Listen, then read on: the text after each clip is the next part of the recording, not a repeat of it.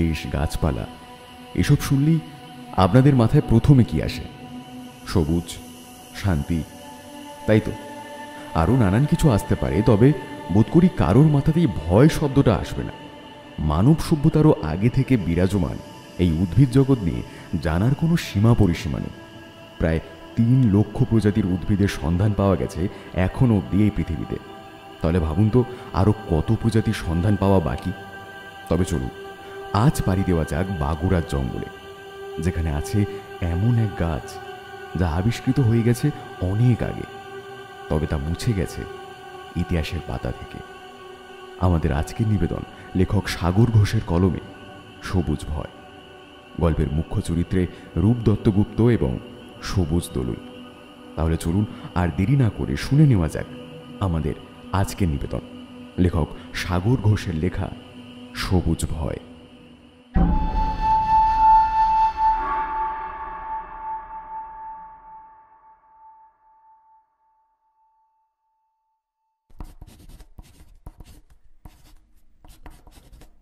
আমার নাম রূপ দত্তগুপ্ত। এখন আমার বয়স ওই 45 কি 47 হবে। আসলে হিসেব রাখতে ভুলে গেছি। আজ যে ঘটনার কথা আমি লিখছি সেটাকে আপনারা স্বচ্ছন্দে একটি কল্পনাপ্রসূত গল্প ধরে নিতেই পারেন, সেই নিয়ে আমার কোনো অভিযোগ নেই। তবে কেউ যদি আমার কথাগুলো এতটুকু হলেও সত্যি বলে ভাবেন, তাহলে তাকে বলবো এ কোনো গল্প কথা নয়, এ আমার নিজের অভিজ্ঞতা, আমার নিজের সাথে ঘটে যাওয়া ভয়ঙ্কর একটা ঘটনা। অবশ্যই ঘটনার প্রত্যক্ষ সাক্ষী আমি ছাড়া আর কেউ নই। না, একবারে নেই বলাটা ভুল হবে, বলা উচিত জীবিত মানুষ আর একটাও নেই। যে ছিল সে মৃত। তাছাড়া আরও যারা আছে তারা কখনই কাঠগড়ায় দাঁড়িয়ে সাক্ষী দিতে আসবে না, আর যদি আসে তাহলে যাক, থাক সে কথা। যা লিখতে বসেছি সেটাই লিখি। আচ্ছা, প্রথমেই কেন বিশ্বাস অবিশ্বাসের কথা লিখলাম জানেন? কারণটা তবে বলি শুনুন। কোনো পাগলাগারোতে না থাকলেও আমি সমাজের কাছে একজন বদ্ধ পাগল, এটাই এখন আমার পরিচয়। এর কারণটা হচ্ছে আমার সে অভিজ্ঞতাটা, আমার সাথে ঘটে যাওয়া সেই ঘটনাটা। এই কথা আমি আমার বাড়ির লোকেদের, আমার বন্ধুদের বারবার করে বলেছি, কিন্তু তারা কেউ বিশ্বাস করেনি। উল্টে তারা আমাকে পাগলের ডাক্তার দেখিয়েছে। এখনো পর্যন্ত কম ডাক্তার ওরা আমায় দেখায়নি, কিন্তু একজন সুস্থ মানুষের কি চিকিৎসা করা যায়? প্রতিটা ডাক্তারই এক গাদা পরীক্ষা করে সেই কথাই জানিয়েছেন। তাদের মতে কোনো কারণে আমার ব্রেন দারুণভাবে ভয় পেয়ে গেছে। তবে তা বলে আমার কোনো মানসিক রোগ কিন্তু নেই। ডাক্তারদের কথা কিন্তু একেবারে ভুল নয়। আমি সত্যি ভয় পেয়েছিলাম, দারুণ ভয়। আতঙ্কের অমন বিভৎস রূপ দেখলে শুধু আমি কেন, পৃথিবীর যে কোনো সাহসী মানুষই ভয় কুঁকড়ে যেত। আমার সে ভয়ের রেশ আজও কাটেনি, মৃত্যুর আগে কাটবে বলেও মনে হয় না। আমার ভয়ের নাম সবুজ ভয়। গাছপালা বা সবুজ রং তো অনেক দূরের কথা, সবুজ শব্দটা শুনলেও আমি ভয় কেঁপে উঠি। এখন লিখতে গিয়েও গোটা শরীর থরথর করে কাঁপছে ভয়। ঘরের বাইরে আমি থাকতে পারি না। গাছপালা দেখলে মনে হয় জমদূত এসে দাঁড়িয়েছে সামনে। সবুজ রং যেন নরকের রং। ভয়ে আমি পাগল হয়ে যাই। সত্যি বলতে ভয়ের চোটে কয়েকবার একটু উগ্র হয়ে উঠেছি। নিজের বাড়ির বাগানটা তো ধ্বংস করেছি, সেই সাথে প্রতিবেশীদের বাড়ির গাছগুলোর ওপরেও আমার আক্রোশ গিয়ে পড়েছে কয়েকবার। অথচ আমি বছর 10 আগে পর্যন্ত গাছপালাকে নিজের সন্তানের মতো ভালোবাসতাম। আমার বাড়ির বাগানটাও আমারই হাতে করা। স্বাভাবিকভাবেই একটা সমস্যার সৃষ্টি হচ্ছিল। বাড়ির লোকেরা সামলানোর চেষ্টা করেও ব্যর্থ হয়ে শেষে আমাকে ঘরে বন্ধ রাখার পথে অবলম্বন করেছে। তাই এই ব্যবস্থা আজ প্রায় বছর 8 হতে যায়। একদিক থেকে ভালোই হয়েছে জানেন, সময় খাবার দিয়ে যায়, ঘরে লাগোয়া বাথরুম আছে, এছাড়া যা দরকার লাগে বলি ওরা এনে দেয়। এই ঘরে সবই আছে, শুধু সবুজ রঙের কিছু নেই। ওই রঙের সাথে সম্পর্ক আছে এমন কিছু নেই। আমি বই পড়তে ভালোবাসি, একসময় অ্যাডভেঞ্চার গল্পের বই পড়তে দারুণ ভালোবাসতাম, কিন্তু এখন সেসবের কিছুই পড়ি না। পাছে কোনো বড় জঙ্গলের কথা বা বড় বড় লতা পাতা যুক্ত গাছের কথা লেখা থাকে, এখন অন্যান্য বই পড়লেও বন জঙ্গলের কথা আছে এমন কোনো বই পড়ি না। বাড়ির লোকেদের বলা আছে এমন কোনো রকম বই যেন আমাকে ওরা না দেয়, ওরা দেয়ও না। সব মিলিয়ে একটা ঘরে থাকতে আমার সমস্যা তেমন কিছু হয় না, আর এখন অভ্যাসও হয়ে গেছে। যাই হোক, আর কথা বাড়িয়ে লাভ নেই, বরং বছর 10 আগে আমার সাথে ঘটে যাওয়া সেই রহস্যময় বিভৎস ঘটনাটার কথাই লিখি। আবারও বলছি, বিশ্বাস না করাটা একান্তই আপনাদের নিজস্ব ব্যাপার, অবশ্য বিশ্বাস করাটাও তেমনই।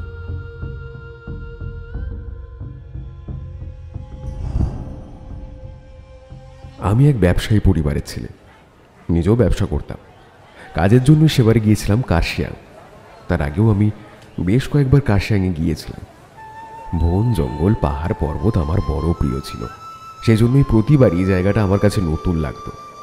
অদ্ভুতভাবে প্রতিবারই কোনো না কোনো নতুন মানুষের সাথেও পরিচয় হতো আমার, নতুন কিছু ঘটনাও ঘটত। সেবারেও ঘটল। ঘুরতে আমি খুব ভালোবাসতাম। সোলো ট্রিপ তো আমার সবচেয়ে পছন্দের ছিল। প্রকৃতির বুকে একা একা হারিয়ে যাওয়ার মজাই আলাদা, আমার দারুণ লাগতো। তাই কাজের ফাঁকে আবার কখনো কাজের অজুহাতে বেরিয়ে পড়তাম ঘুরতে। স্ত্রী ছেলেমেয়েরা বায়না ধরতো, তবে এই ব্যাপারে আমি একটু হিংসুটেই ছিলাম। তাদের নিয়ে বছরে একবার কি দুবার ঘুরতে গেলেও অধিকাংশ সময় আমি একাই বেরিয়ে পড়তাম। ঘোরার মজাটাকে সম্পূর্ণভাবে উপভোগ করার জন্যই সামর্থ্য থাকলেও একান্ত দরকার না পড়লে আমি কোথাও প্লেনে যেতাম না, ট্রেনে যাওয়াই পছন্দ করতাম। সেবারেও শিয়ালদা থেকে রাতে কাঞ্চনকন্যা এক্সপ্রেস ধরলাম। সব ঠিকঠাকই চলছিল, ঠিক সময়তেই শিয়ালদা থেকে ট্রেন ছাড়লো। সমস্যাটা হলো রাত ওই 2টোর কিছু পরে। তখন ট্রেন সবে নিউ ফারাক্কা জংশন ছেড়েছে। হঠাৎ করে ট্রেনটা শব্দ করে পরপর বেশ কয়েকটা দীর্ঘশ্বাস ছেড়ে দাঁড়িয়ে পড়ল।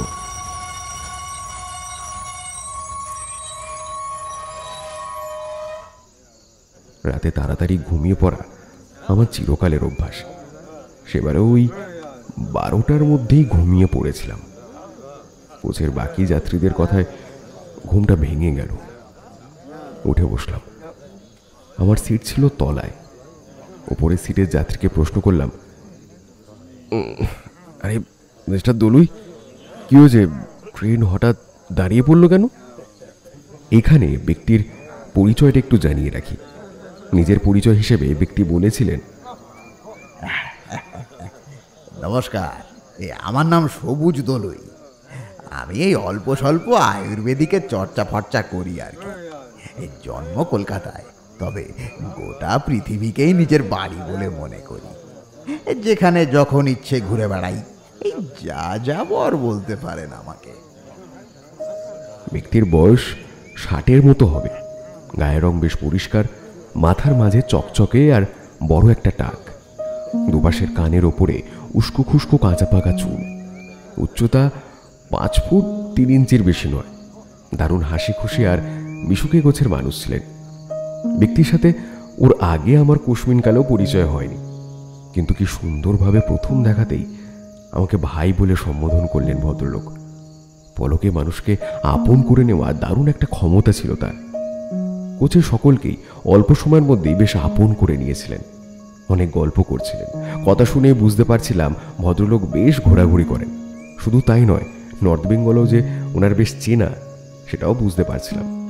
তা মিস্টার দলুই বললেন, আর বলো না, এই রেল লাইনে কোনো সমস্যা হয়েছে, তাই ট্রেনটা মনে হয় দাঁড়িয়ে আছে। যে মিটিংটার জন্য আমি কার্শিয়াং যাচ্ছিলাম সেটা বেশ ইম্পর্টেন্ট ছিল আমার ব্যবসার জন্য। ডিলটা হাতছাড়া হয়ে গেলে দারুণ ক্ষতি হয়ে যেত। স্বাভাবিকভাবেই আমি দারুণ চিন্তিত হয়ে পড়লাম। তাছাড়া আচমকা ঘুম ভেঙে এমন একটা খবর পেয়ে থতমত হয়ে গেলাম। চিন্তা মেশানো স্বরে প্রশ্ন করলাম, মানে ট্রেন আর চলবে না? ভদ্রলোক আমার মুখের দিকে কিছুক্ষণ চেয়ে রইলেন। তারপরে কেন যে হু হু করে অট্টহাস্য করে উঠলেন সেটা ঠিক বুঝতে পারলাম না। আমি যথারীতি তার মুখের দিকে চেয়ে চিন্তিত হতচকিত হয়ে দাঁড়িয়ে রইলাম। একটু পরে হাসি থামিয়ে তিনি বললেন,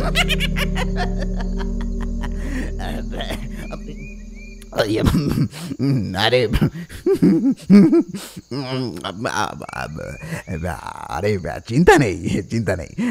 তুমি তো বললে দুপুরে তোমার ওই মিটিং, তার আগেই তুমি পৌঁছে যাবে। লাইনের সমস্যা আগেই আইডেন্টিফাই করা হয়ে গিয়েছিল, এই কাজ শেষ হতে একটু সময় লাগছে আর কি, তাই ট্রেন দাঁড়িয়ে গেছে। অন্যান্য যাত্রীদের বিরক্তি ভরা কথাবার্তাও আমার কানে আসছিল। তারা বলছে, শুধু বসে বসে শুধু গিয়ে যে পেট ফেলাচ্ছি, কাজের বেলা সে বসছে না মেয়ে।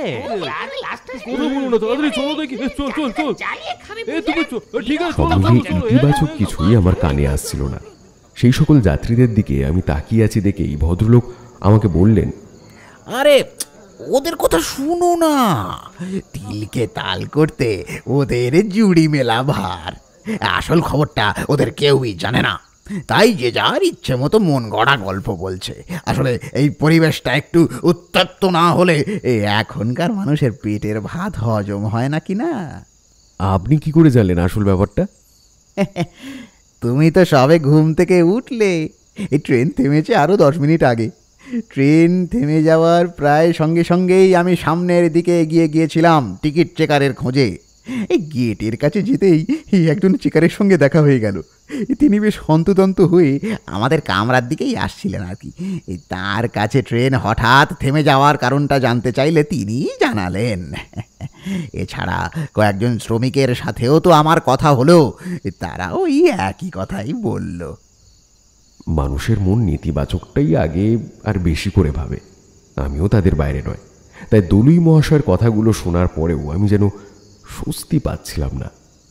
সম্ভবত ব্যাপারটা আন্দাজ করে এই ভদ্রলোক অল্প হাসলেন, বললেন,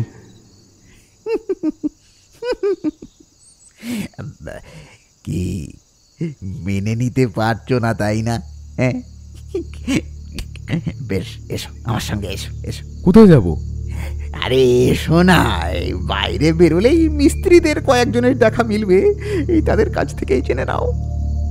নিজের চোখে দেখার আর কানে শোনার থেকে বেশি বিশ্বাসযোগ্য কিছুই এই পৃথিবীতে হতে পারে না। তাই আর কথা না বাড়িয়ে আমি মিস্টার দলুইয়ের পিছন পিছন হাঁটতে শুরু করলাম। কামরার বাইরে বেরোতেই দেখলাম পাশের লাইন ধরে 2-3 জন মিস্ত্রি টর্চ জেলে নিজেদের মধ্যে কথা বলতে বলতে এগিয়ে যাচ্ছে সামনের দিকে। তাদের উদ্দেশ্যে মিস্টার দলুই হাঁক দিলেন, ও ভাই, ভাই শুনছো? আরে ও ভাই, শুনছো গো? মিস্ত্রিরা দাঁড়ালো, আমাদের দিকে টর্চের আলো ফেলে জিজ্ঞাসু মুখে কিছুক্ষণ দাঁড়ালো, তারপরে এগিয়ে এলো আমাদের দিকে। এরপরে তাদের কাছ থেকে হিন্দি মেশানো বাংলায় যা শুনলাম সেসবের সাথে মিস্টার দলুইয়ের বলা কথাগুলোর কোনো পার্থক্যই পেলাম না। মাথার উপর থেকে চিন্তার পাহাড়টাও চলে গেল। আরও মিনিট 15 পরে ট্রেন আবার চলতে শুরু করলো। সকল যাত্রীর চোখে মুখে একসাথেই আনন্দ আর শান্তি ফুটে উঠল। অল্প সময়ের মধ্যে ট্রেন গতি ধরে নিল। যাত্রীরাও যে যার সিটে চলে গেল শুতে। আমি আর মিস্টার দলুইও ফিরে এলাম আমাদের সিটে। ভদ্রলোক বললেন, এবারে বিশ্বাস হয়েছে তো? আমি লজ্জিত হাসি হেসে সংক্ষিপ্ত উত্তর দিলাম, হ্যাঁ। তাহলে আর কোনো চিন্তাও নেই? না। বেশ বেশ বেশ, তাহলে এবারে গিয়ে শুয়ে পড়ো। এই রাত জাগা মনে হয় তোমার অভ্যেস নেই, কি ঠিক বললুম তো? কোনো কালেই আমি রাত জাগতে পারি না, খুব বেশি হলে রাত 2টো, তারপরে ঘুমিয়ে পড়বই। ব্যাপারটা স্বীকার করলাম। আরও কিছুক্ষণ আমাদের কথা চলল। একসময় ঘুমে আমার চোখ জুড়ে আসতে লাগলো। বললাম, মিস্টার দলুই, আমি তবে এবার চলি। নিত্রা দেবী দারুণ সম্মানী স্বরে আমায় ডাক দিচ্ছেন।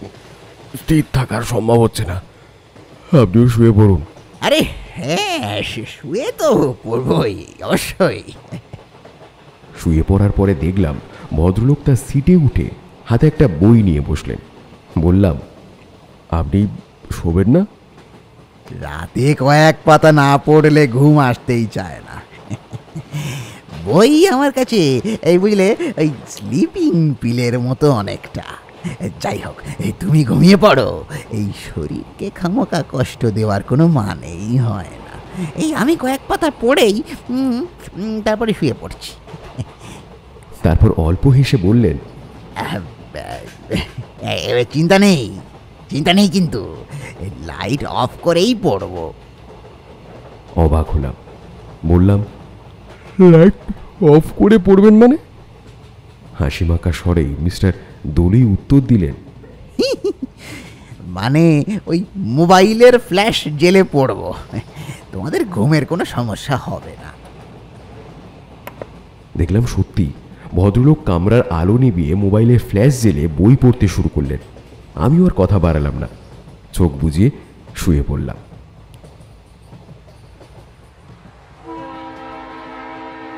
ঘুম যে কখন এসে আমাকে জড়িয়ে ধরেছিল সেটা আর টের পাইনি। ঘুমটা ভেঙেছিল পরের দিন আলো ফুটলে।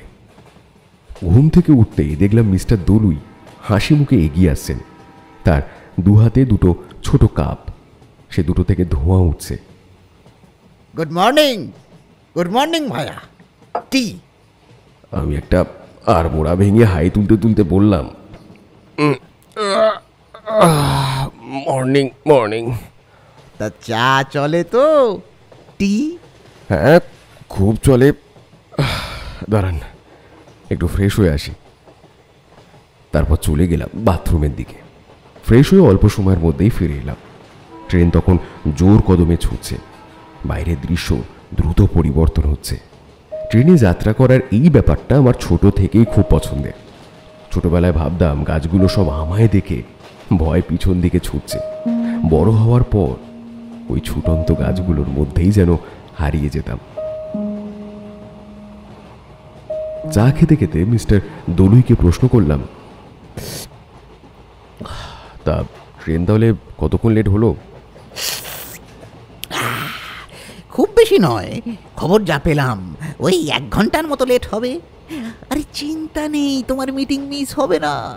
তা তোমার কিসের বিজনেস? আমার আমার ওই এক্সপোর্ট ইম্পোর্টের বিজনেস। তা যাচ্ছ কোথায়? হ্যাঁ, যাবো কাশিয়াং। মিটিংটা ওখানেই আছে। ও বাবা, কাশিয়াং? বাবা বাবা। তা আপনি কোথায় যাচ্ছেন?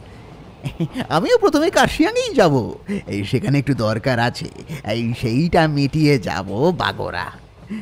সেখানে আমার একটা কটেজ আছে, এই কাজ করতে আর ভালো না লাগলে ওই চলে টলে আসি। এই কদিন প্রকৃতি মায়ের বুকে কাটিয়ে আবার ফিরে যাই। ও আচ্ছা আচ্ছা আচ্ছা, কথাটা বললাম বটে, তবে জায়গাটা কিন্তু আমার একেবারে চেনা ঠেকলো না। নামটাই শুনেছিলাম ওই প্রথমবার। ভদ্রলোকের আর একটা ক্ষমতাও খেয়াল করছিলাম। আমার মুখের হাবভাব দেখেই উনি অদ্ভুতভাবেই আমার মনের কথা আন্দাজ করে নিচ্ছিলেন প্রতিবার। এবারেও তাই হলো। উনি বললেন, কি তা কখন যাওয়া হচ্ছে বাগোরায়? একটু ইতস্তত করে সত্যিটাই বললাম, আগে না, মানে সত্যি বলতে নামটাও আমার চেনা নয়। জায়গাটা কোথায়?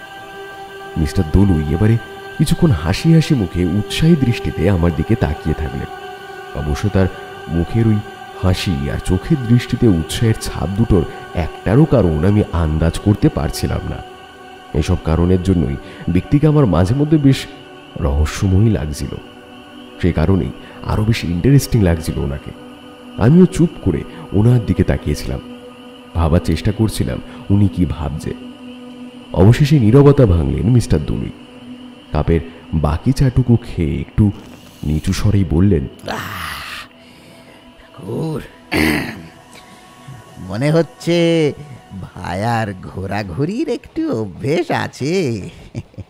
নতুন জায়গার নাম শুনে এই মনের মধ্যে একটা উত্তেজনার জন্ম হয়েছে বলে মনে হচ্ছে। আমি আর আমার বিষয়টা চেপে রাখতে পারলাম না। বললাম, আরে মশাই, আপনি ম্যাজিশিয়ান নাকি? যা ভাবছি সব ধরে ফেলছেন। সত্যি করে বলুন তো, মানুষের মন পড়ার কোনো ক্ষমতা আপনার আছে নাকি?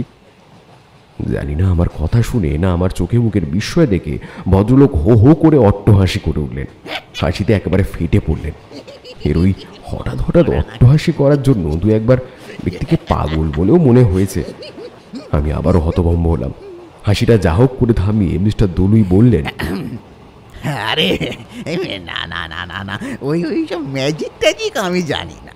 এই প্রসঙ্গত বলে রাখি, এই অলৌকিক কোনো এই ক্ষমতাও আমার নেই। আমি মনে প্রাণে একজন নাস্তিক। মাঝে মাঝে ওই নাম টাম করি ঠিকই, ছোটবেলা থেকে অভ্যেস আছে, কিন্তু ওই ভূত আর ভগবান এই দুটোর একটাতেও আমার একদম বিশ্বাস নেই। আমার বিশ্বাস সবই বিজ্ঞান। তাহলে তাহলে কি? তাহলে যা ভাবছি জেনে যাচ্ছেন কি করে? এটাও এক প্রকার বিদ্যা, বুঝলে? মানুষের মনস্তত্ত্ব নিয়ে একটু পড়াশুনো করলেই ব্যাপারটা জানতে পারবে। এই যখন যখন কোনো মানুষের সাথে কোনো বিষয়ে কথা বলবে, তখন একটু খেয়াল করলেই দেখতে পাবে তোমার কথাগুলো শোনার সাথে সাথেই সেই ব্যক্তির চোখে মুখের রেখায় এই সামান্য কিছু পরিবর্তন আসে। একটু সতর্ক হলে আর ব্যাপারটা সম্পর্কে জানা থাকলে এই সবটাই কিন্তু বোঝা যায়। এক প্রকারে ফেস রিডিংই বলতে পারো। বাবা, আপনি এসব নিয়েও চর্চা করেন? আমি অনেক কিছু নিয়েই চর্চা করি। যখন যে বিষয় নিয়ে জানতে ইচ্ছে হয় সেই বিষয় নিয়েই চর্চা শুরু করে দিই। তবে এই সব সময় যে বিষয়টা নিয়ে এই জানতে পড়তে কাজ করতে আমার ভালো লাগে সেটা হচ্ছে গাছ। এক কথায় এই নানান গাছপালার খোঁজেই আমি আমি পৃথিবীময় ঘুরে বেড়িয়েছি সারা জীবন, এখনো ঘুরছি। বুঝলাম, কিন্তু এখন আপনি বুঝলেন কি করে আমি ঘুরতে ভালোবাসি? এই তোমার বা আমার মতো মানুষ যারা ঘুরতে ভালোবাসে, তাদের সামনে এই বিষয়ক কথা বললেই তাদের চোখে মুখে একটা উজ্জ্বলতা ঝিলিক দিয়ে ওঠে। এই দু চোখের মণি এই সামান্য হলেও একটু কেঁপে ওঠে। তোমার চোখে মুখে সেই সব লক্ষণই বর্তমান, তাই আন্দাজ করলাম। তাহলে ব্যাপারটা সত্যি? আরে মশাই, সত্যি বলে সত্যি। আমি শুধু ঘোরাঘুরি করতে ভালোবাসি তাই নয়, এটা আমার একটা দারুণ বাতিক বলতে পারেন। আরও বিশেষ করে একা ঘুরতে তো আমি দারুণ ভালোবাসি। তো ভায়া কি বিবাহিত নাকি? হ্যাঁ। তারপরেও একা একা ঘোরার ইচ্ছে রাখেন? বাবা, ফুরসত পান? এই ইচ্ছে আমার সারা জীবনই থাকে। এই ব্যাপারে আমাকে একটু হিংসুটেই বলতে পারেন। আর ফুরসাতের কথা বললে সেটা সবসময় মেলে না, তবে একটু বৃদ্ধি খরচা করে বের করে নিই আর কি।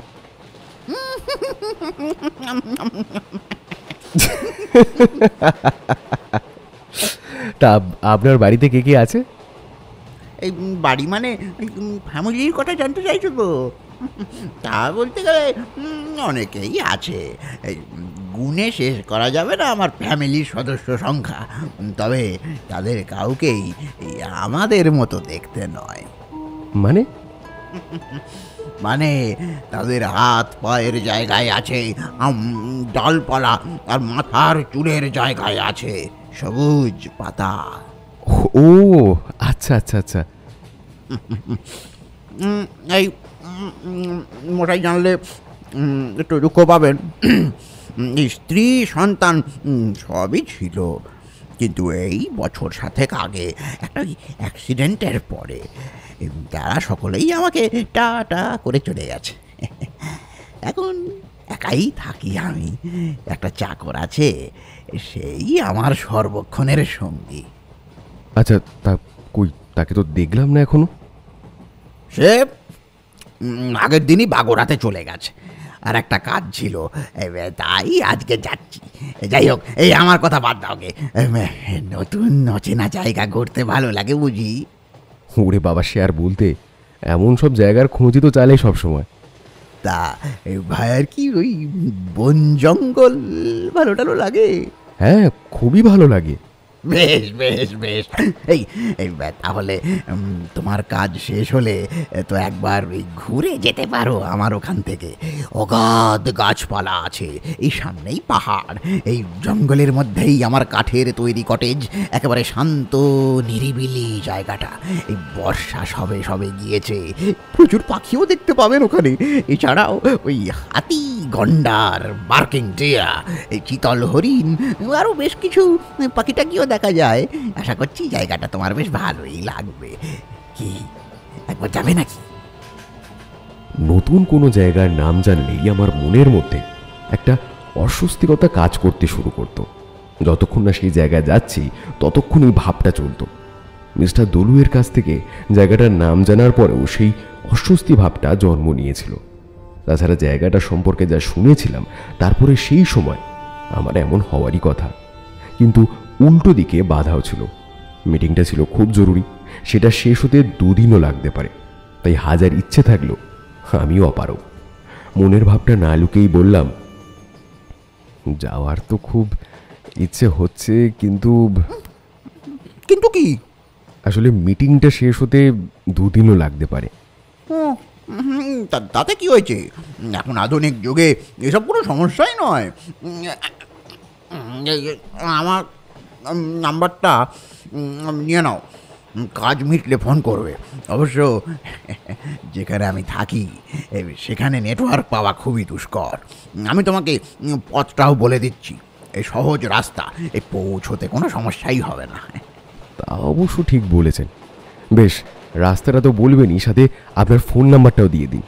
হ্যাঁ হ্যাঁ, একদম। এরপর কাঞ্চনকন্যা এক্সপ্রেস শিলিগুড়ি জংশনে দাঁড়ানো পর্যন্ত বাগুড়া নিয়ে আরও অনেক কথাই জানালেন মিস্টার দলুই। আমার মনের মধ্যেকার অস্বস্তিটাও একটু একটু করে বাড়তে থাকলো। বেশ বুঝতে পারছিলাম বাগুড়ায় না যাওয়া পর্যন্ত আমার স্বস্তি নেই।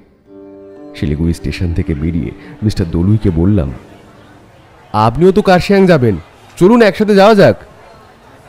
না ভায়া, আমি তো এখনই ওদিকে যাব না। এই শিলিগুড়িতে এক পুরনো বন্ধুর সঙ্গে দেখা করে তারপরে যাব। তুমি বেরিয়ে যাও। হ্যাঁ, এমনিতেই ট্রেন 1 ঘন্টা লেট। বেশ, তাহলে আসছি, ভালো থাকবেন। বিদায় জানিয়ে মুখ ঘুরিয়ে চলে যাচ্ছিলাম, পিছন থেকে আবার মিস্টার দলুইয়ের কথা শুনে দাঁড়িয়ে পড়লাম। ওনার চোখে মুখে একটা জিজ্ঞাসু ভাব লক্ষ্য করলাম। ভায়া, এই আমার ওখানে যাবে তো? ঘুরে দাঁড়িয়ে অল্প হেসে বললাম, আপনি যা নেশা লাগিয়ে দিলেন তারপরে তো যেতেই হবে একবার। আমি এখানকার কাজটা মিটিয়ে নিয়ে আপনাকে ফোন করছি, কেমন? আপনি এখন থাকবেন তো ওখানে? হ্যাঁ, ওই 1 মাসের মতো আছি। যখন ইচ্ছে চলে এসো, থাকা খাওয়ার কোনো সমস্যাই হবে না। আর জায়গাটা কেমন সেটা তো বললুমই। ওটাই তো করলেন সমস্যা। মিটিংটা সেরেই ভেবেছিলাম কলকাতা ফিরবো, এবারে আর সেটা হবে না, প্ল্যান চেঞ্জ করতে হবে। মিস্টার দলুয়ের মুখেও হাসি ফুটল।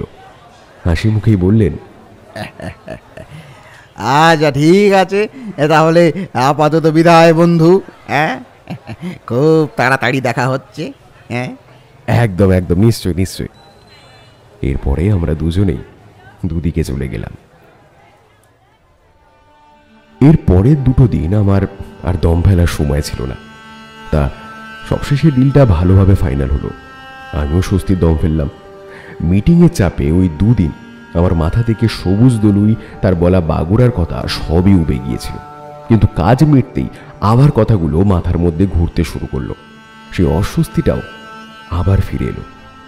আর কোনো চিন্তা ছিল না বলেই খুব অল্প সময়ের মধ্যে সেটা বেশ বড় রূপ নিল। জায়গাটায় যাওয়ার ইচ্ছেটা অসহ্য রকমের পর্যায়ে পৌঁছালো। মিস্টার দলুয়ের নম্বরে কল করলাম, কিন্তু কল কানেক্ট হলো না। পরপর বেশ কয়েকবার করলাম, একবারও কল লাগলো না। এতে যদিও সমস্যার কিছু ছিল না, মিস্টার দলুই আমাকে পথ নির্দেশনা দিয়ে দিয়েছিলেন। সেই অনুযায়ী অনায়াসেই চলে যাওয়া যায়। ঠিক করলাম আজ রাতটা কার্শিয়াংয়ে কাটিয়ে পরের দিন সকাল সকাল বেরিয়ে পড়ব বাগুড়ার উদ্দেশ্যে। সেই অনুযায়ী আমার বিজনেস পার্টনার সঞ্জয়কে জানিয়ে দিলাম সে কলকাতায় ফিরে গিয়ে ওখানকার কাজগুলো কটা দিন দেখুক, আমি কদিন পরে ফিরব। সঞ্জয় সান্যাল আমার বিজনেস পার্টনারের সাথে আমার অনেক পুরনো বন্ধুও ছিল, আমাকে খুব ভালো করেই চিনত। এর আগেও অনেক বিজনেস ট্যুরে গিয়ে আমি উধাও হয়েছি, সবই ও জানতো। তাই আমার কথাগুলো শোনার পর হেসে বলেছিল, তা এবার কোথায় ভাই? বাগুড়ার কথা জানালাম ওকে। সঞ্জয় বলল, আরে বাস, দারুণ জায়গা মনে হচ্ছে তো। আমিও যেতাম ভাই, কিন্তু কাজগুলোও তো দেখতে হবে। কত কাজ এই ডিলটার পর বাড়লো বলতো। আমি আপাতত কটা দিন দেখছি, তুই কিন্তু বেশি সময় নিবি না। আরে না না, বড় জোর 3 দিন, তারপরেই বেরিয়ে আসবো। কলকাতায় দিন 5-এর মধ্যে ঢুকছি। ব্যাস, তাহলেই হবে। আর তোর বৌদিকে কি বলতে হবে জানা আছে তো? অবশ্যই। বিজনেসের জন্য ছেলেটা হন্যে হয়ে ছুটছে ফিরছে, কটা দিন দেরি হবে। এখন তো এটা অভ্যাসই হয়ে গেছে। শালা কলেজ থেকেই দেখছি একটুও পাল্টালি না। তখন কাকিমার কাছে মিথ্যে বলাতিস, এখন বউয়ের কাছে বলাচ্ছিস। কথা মতো সঞ্জয় সেদিন বিকেলেই বেরিয়ে গেল কলকাতার উদ্দেশ্যে। যে হোটেলটায় ছিলাম সে হোটেলের মালিক ছিলেন খুব ভালো মানুষ, বেশ মিশুকে ছিলেন তিনি। বয়স 40-এর মতো ছিল। বন্ধুত্ব হতে খুব একটা সময় লাগেনি। ভদ্রলোকের নাম ছিল দীনেশ মহেশ্বরী, মারোয়ারি ছিলেন। ওনার কাছ থেকেই জেনেছিলাম ওনার জন্ম কলকাতায়। ছোট থেকেই পড়াশোনা করে বড় হয়ে ওঠা সেখানে, তাই বাংলা বুঝতে বা বলতে তার কোনো সমস্যা হয় না। সেদিন রাতে ডিনারের পরে দীনেশবাবুর সাথে কথা বলছিলাম। ভদ্রলোক বেশ রসিক ছিলেন, এমন সব কথা বলতেন যে হাসতে বাধ্য। সেদিন তেমনই হাসাহাসি চলছিল, সাথে সামান্য মদ্যপানও। হঠাৎ আমার মনে হলো ওর কাছ থেকে বাগুড়ার পথটা আরেকবার জেনে নিলে মন্দ হয় না। সেটাই করলাম। আচ্ছা দীনেশবাবু, আপনি বাগুড়া নামের কোনো জায়গা চেনেন? কার্শিয়াংয়ের আশেপাশেই নাকি আছে জায়গাটা? হ্যাঁ আছে তো, এখান থেকে বেশি দূর নয়, 12 কি 13 কিলোমিটারের মতো দূরত্ব হবে। গাড়ি পেয়ে যাবেন। কিন্তু কেন বলুন তো? না, আসলে জায়গাটায় কখনো যাওয়া হয়নি। অবশ্য নামটাও সাম্প্রতিক জেনেছি, ভাবছি একবার যাব। জায়গাটা সত্যি খুব ভালো। কত রকমের যে অর্কিড দেখতে পাবেন ভাবতে পারছেন না আপনি। চারিদিক ঢাকা পাইন আর ওকের জঙ্গল। আর নর্থ বেঙ্গলের জঙ্গল মানে তো বুঝতেই পারছেন। সামনেই চিরসুন্দর শ্বেতশুভ্র কাঞ্চনজঙ্ঘা। এক কথায় অনবদ্য সুন্দর জায়গা। জন্তু জানোয়ারও বেশ ভালো আছে, কিন্তু আসলে ওদিকের জঙ্গলের অনেকটাই এখনও আনটাচড, তাই এখনও প্রকৃতির অরিজিনালিটিটাই বজায় আছে। লোকজনও বেশ কম। আপনার কথা শুনে ওখানে যাওয়ার ইচ্ছেটা তো আরও বেড়ে উঠছে। পথটা একটু বলে দিতে পারেন? তাহলে কাল সকালেই বেরিয়ে পড়তাম। এবার দেখলাম দীনেশবাবুর মুখটা একটু গম্ভীর হলো। তিনি বললেন, পথ আমি বলে দিচ্ছি, কিন্তু এখনই ওখানে যাবেন না। আমি একটু অবাকই হলাম।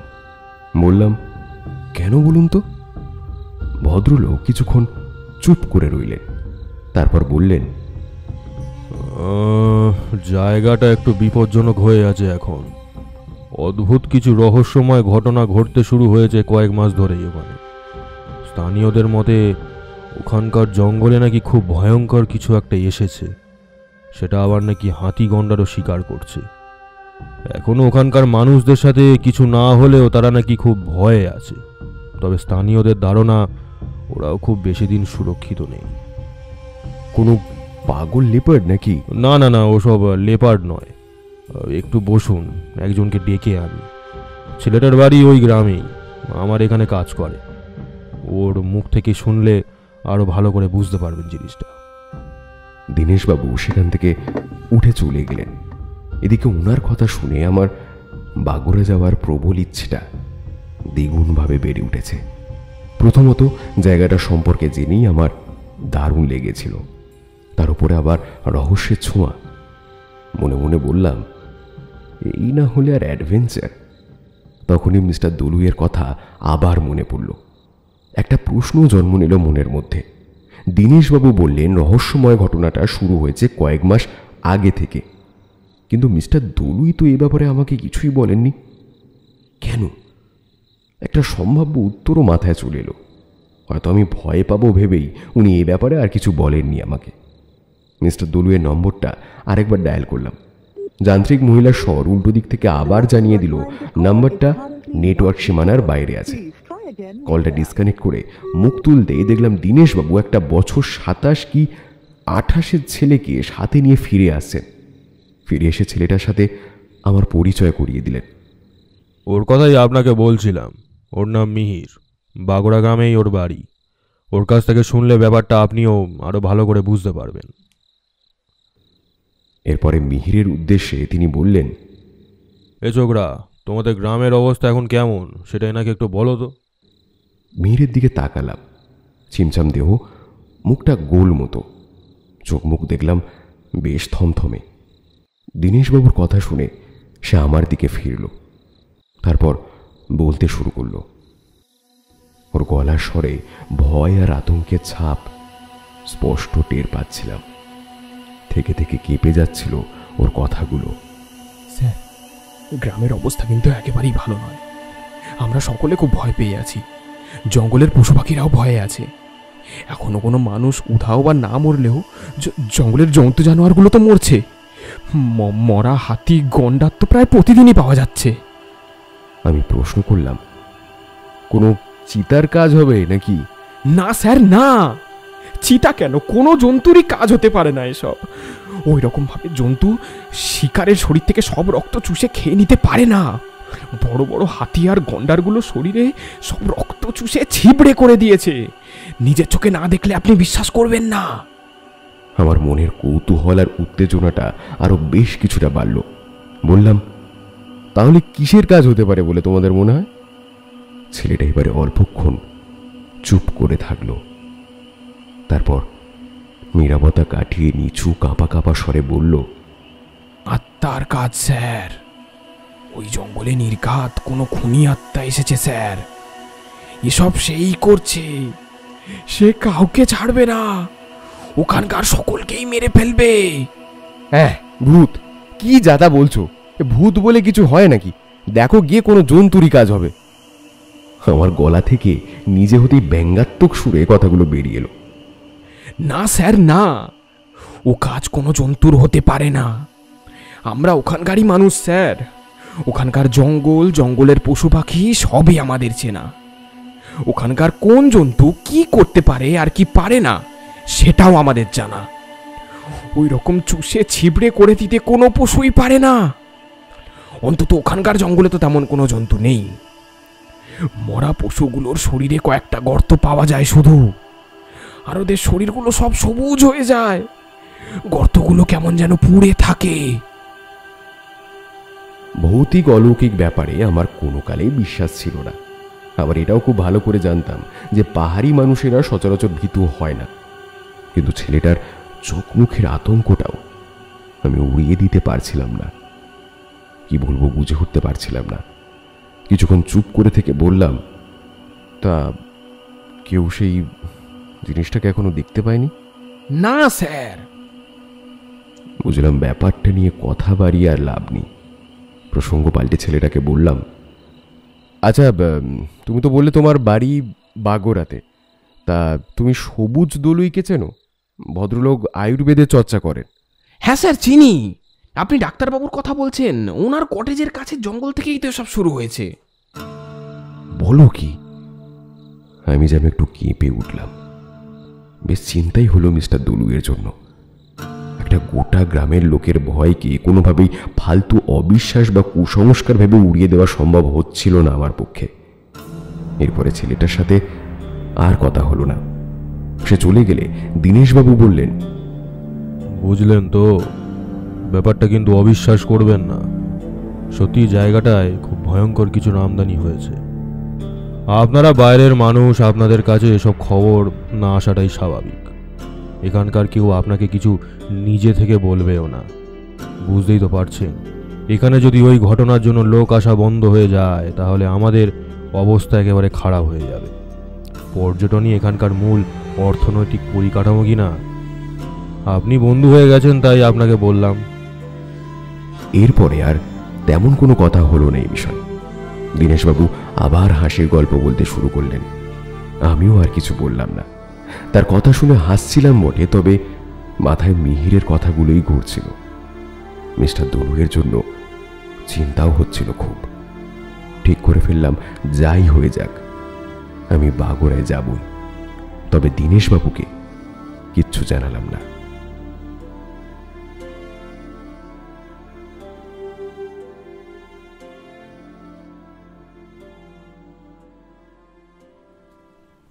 পরিকল্পনা অনুযায়ী পরের দিন সকালে কিন্তু আমি বেরোতে পারলাম না।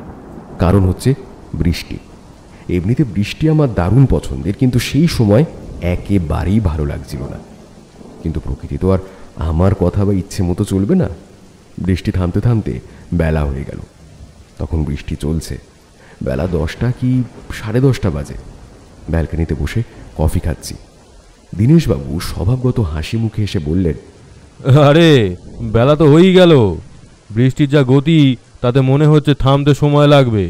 একেবারে লাঞ্চটা করেই বেরোন না, আজকের লাঞ্চটা না হয় আমার তরফ থেকেই। রাজি না হওয়ার কোনো কারণ ছিল না। দীনেশবাবু আমার সাথেই খেতে বসলেন। খেতে খেতে জিজ্ঞাসা করলেন, তাহলে আজই ফিরে যাচ্ছেন কলকাতায়? ওর আসল প্রশ্নটা আমি বুঝতে পারছিলাম। আমি বাগুড়া যাচ্ছি কিনা সেটাই জানতে চাইছিলেন উনি। বললাম, হ্যাঁ আজই ফিরে যাচ্ছি। বাগুড়া যাওয়ার ইচ্ছে ছিল, কিন্তু কাল আপনারা যা বললেন তারপর একটু ভয়ই লাগছে। তাছাড়া ফোন এসেছিল গত রাতে, কলকাতায় ফিরতেই হবে, অনেক কাজ পড়ে আছে। ও আচ্ছা, তা ভালোই করেছেন। পরে না হয় যখন আসবেন তখন যাবেন ওখানে। এখন জায়গাটা সত্যি বেশ রহস্যময় হয়ে আছে। আপনার ফোন নম্বরও তো আছে আমার কাছে, সব মিটলে আপনাকে জানিয়ে দেবো, তখন আসবেন। কথা দিচ্ছি আমি নিজে আপনাকে জায়গাটা ঘুরিয়ে দেখাবো। সেই সময় দীনেশবাবুর কথায় কথা মেলালাম বটে, তবে মনে মনে যে পরিকল্পনা করেছিলাম সেটাতেই অনড় রইলাম। বৃষ্টি থামল দুপুর 2টোর দিকে। কালো মেঘ কিন্তু আকাশকে ঢেকেই রাখল। বেরিয়ে আসছিলাম যখন, তখন দীনেশবাবু একবার বললেন, বলছি আজ ওয়েদার একেবারে ভালো নেই, কিন্তু বৃষ্টি এখন থেমেছে বটে, তবে আবার আসার সম্ভাবনা আছে। আজ থেকেই যান না, কাল চলে যাবেন। না, সেটা করার উপায় নেই, কলকাতা ফিরতেই হবে। দীনেশবাবুকে বিদায় জানিয়ে আমি রাস্তায় উঠে এলাম। হোটেলের সামনে থেকে ভাড়ার গাড়ি পাওয়া যেত, কিন্তু আমি সেখান থেকে বেশ কিছুটা সরে গেলাম। দীনেশবাবুর চোখের আড়ালে চলে গিয়ে একটা গাড়ি ভাড়া করে নিলাম। উদ্দেশ্য বাগুড়া। লক্ষ্য করলাম ড্রাইভারকে জায়গাটার নাম জিজ্ঞাসা করার সাথে সাথেই তার মুখের ভাবটা একটু পরিবর্তন হলো। অবশ্য সাথে সাথেই সে তার অভিব্যক্তি বদলে নিয়ে জানালো সে যাবে। ওর মুখের ভাব পরিবর্তনের কারণটা আমি বুঝতে পারছিলাম। তবে দেখলাম দীনেশবাবুর কথাই ঠিক, সে কিন্তু আমাকে কোনো সাবধান বাণী দিল না। যাই হোক, বৃষ্টি স্নাত কাশিয়াঙের পথ ধরে গাড়ি ছুটে চলল।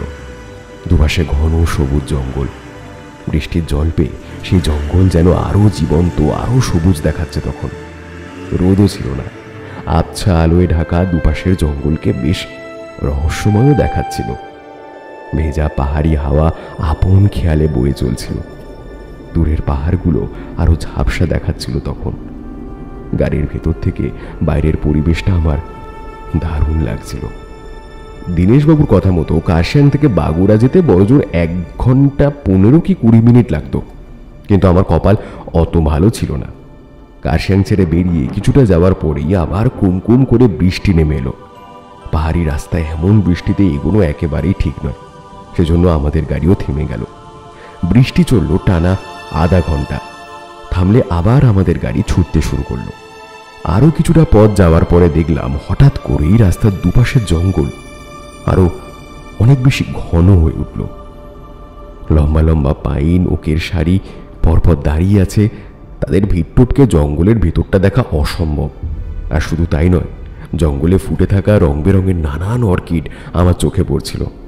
গোটা রাস্তাতেই আমি বাগুড়ার রহস্যময় ঘটনা আর মিস্টার দলুইয়ের কথা ভাবতে ভাবতেই যাচ্ছিলাম। অর্কিডগুলো দেখে মনটা ভালো হয়ে গেল। তবে সেই মন ভালো হওয়াটা বেশিক্ষণ স্থায়ী হলো না।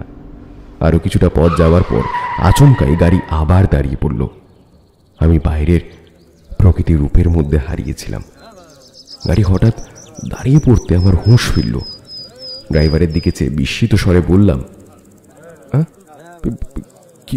কি হলো ভাই, গাড়ি থামালে কেন? বৃষ্টি তো হচ্ছে না। ড্রাইভার একবার আমার দিকে তাকালো, তারপর কিছু না বলে সামনের দিকে ইঙ্গিত করলো। আমিও তাকালাম সামনের দিকে। দেখলাম আমাদের গাড়ির সামনে অল্প দূরে কিছু মানুষের একটা ভিড় জমেছে। গাড়ির ভেতর থেকে বুঝতে পারছিলাম মানুষগুলোর চোখে মুখে ভয়, চিন্তার ছাপ। ড্রাইভার ইতিমধ্যে কি হয়েছে সেটা দেখার জন্য গাড়ি থেকে নেমে পড়েছে। আমিও নেমে পড়লাম গাড়ি থেকে। এগিয়ে গেলাম ভিড়টার দিকে। মানুষগুলোকে দেখেই বুঝলাম তারা স্থানীয়। ওদের চোখে মুখের ভয়টা আরো স্পষ্টভাবে দেখতে পাচ্ছিলাম। ড্রাইভার স্থানীয় লোকজনদের সাথে কথা বলছিল। আমি কোনো কথা না বলে লোকজনকে পাশ কাটিয়ে সামনের দিকে গেলাম কি হয়েছে সেটা দেখতে। আর দৃশ্যটা দেখে একেবারে স্তম্ভিত হয়ে গেলাম। দেখলাম একটা বেশ বড় মাপের হাতি মরে পড়ে আছে সেখানে। তবে হাতিটার শরীর দুমড়ে মুচড়ে একেবারে ছিবড়ে হয়ে গিয়েছে, আর ওটার কপালের মাঝামাঝি একটা বেশ বড় গর্ত। জায়গাটা পুড়ে পুড়ে গেছে। পশুটার শরীরে যে এক ফোঁটা রক্ত নেই সেটা বোঝাই যাচ্ছিল। শুধু তাই নয়, হাতিটার শরীর দেখলাম কেমন যেন সবুজ সবুজ হয়ে গিয়েছে, ঠিক যেমনটা কার্শিয়াংয়ের হোটেলে মিহির বলেছিল। মিহিরের কথাগুলো অবিশ্বাস করারও আর কোনো জায়গা রইল না। এত বড় একটা হাতিকে এমন দুমড়ে মুচড়ে ছিবড়ে করে দেওয়ার মতো ক্ষমতা রাখে এমন কোনো জন্তুর কথা আমারও জানা নেই। হাতিটার কপালের গর্তটাও যে কোনো বুলেটের গর্ত হতে পারে না সেটাও বেশ বুঝতে পারছিলাম। চিন্তিত মুখে গাড়ির ভিতর থেকে বেরিয়ে গাড়ির কাছে এসে দাঁড়ালাম। ড্রাইভার একটু পরেই ফিরে এলো। সে স্থানীয়দের সাথে কথা বলছিল, তাই তার কাছ থেকে ব্যাপারটা জানবো বলে ঠিক করলাম। কিন্তু আমাকে কিছু বলতে না দিয়ে সে আমাকে জানিয়ে দিল এর থেকে বেশি সে আর যেতে পারবে না। এখনই সে গাড়ি ঘুরিয়ে নিয়ে ফিরে যাবে কার্শিয়াংয়ে। তেমন হলে ওর ভাড়াও লাগবে না। আমি তাকে কয়েকবার জিজ্ঞাসা করলাম তার হঠাৎ এমন মত পরিবর্তনের কারণ কি, কিন্তু সে কোনো উত্তরই দিল না। সত্যি কোনো ভাড়া না নিয়ে গাড়ি ঘুরিয়ে চলে গেল। যাওয়ার আগে গম্ভীর স্বরে শুধু একটা সাবধান বাণী শুনিয়ে গেল, স্যার, এখানে থাকবেন না, জায়গাটা মোটেও ভালো নয়।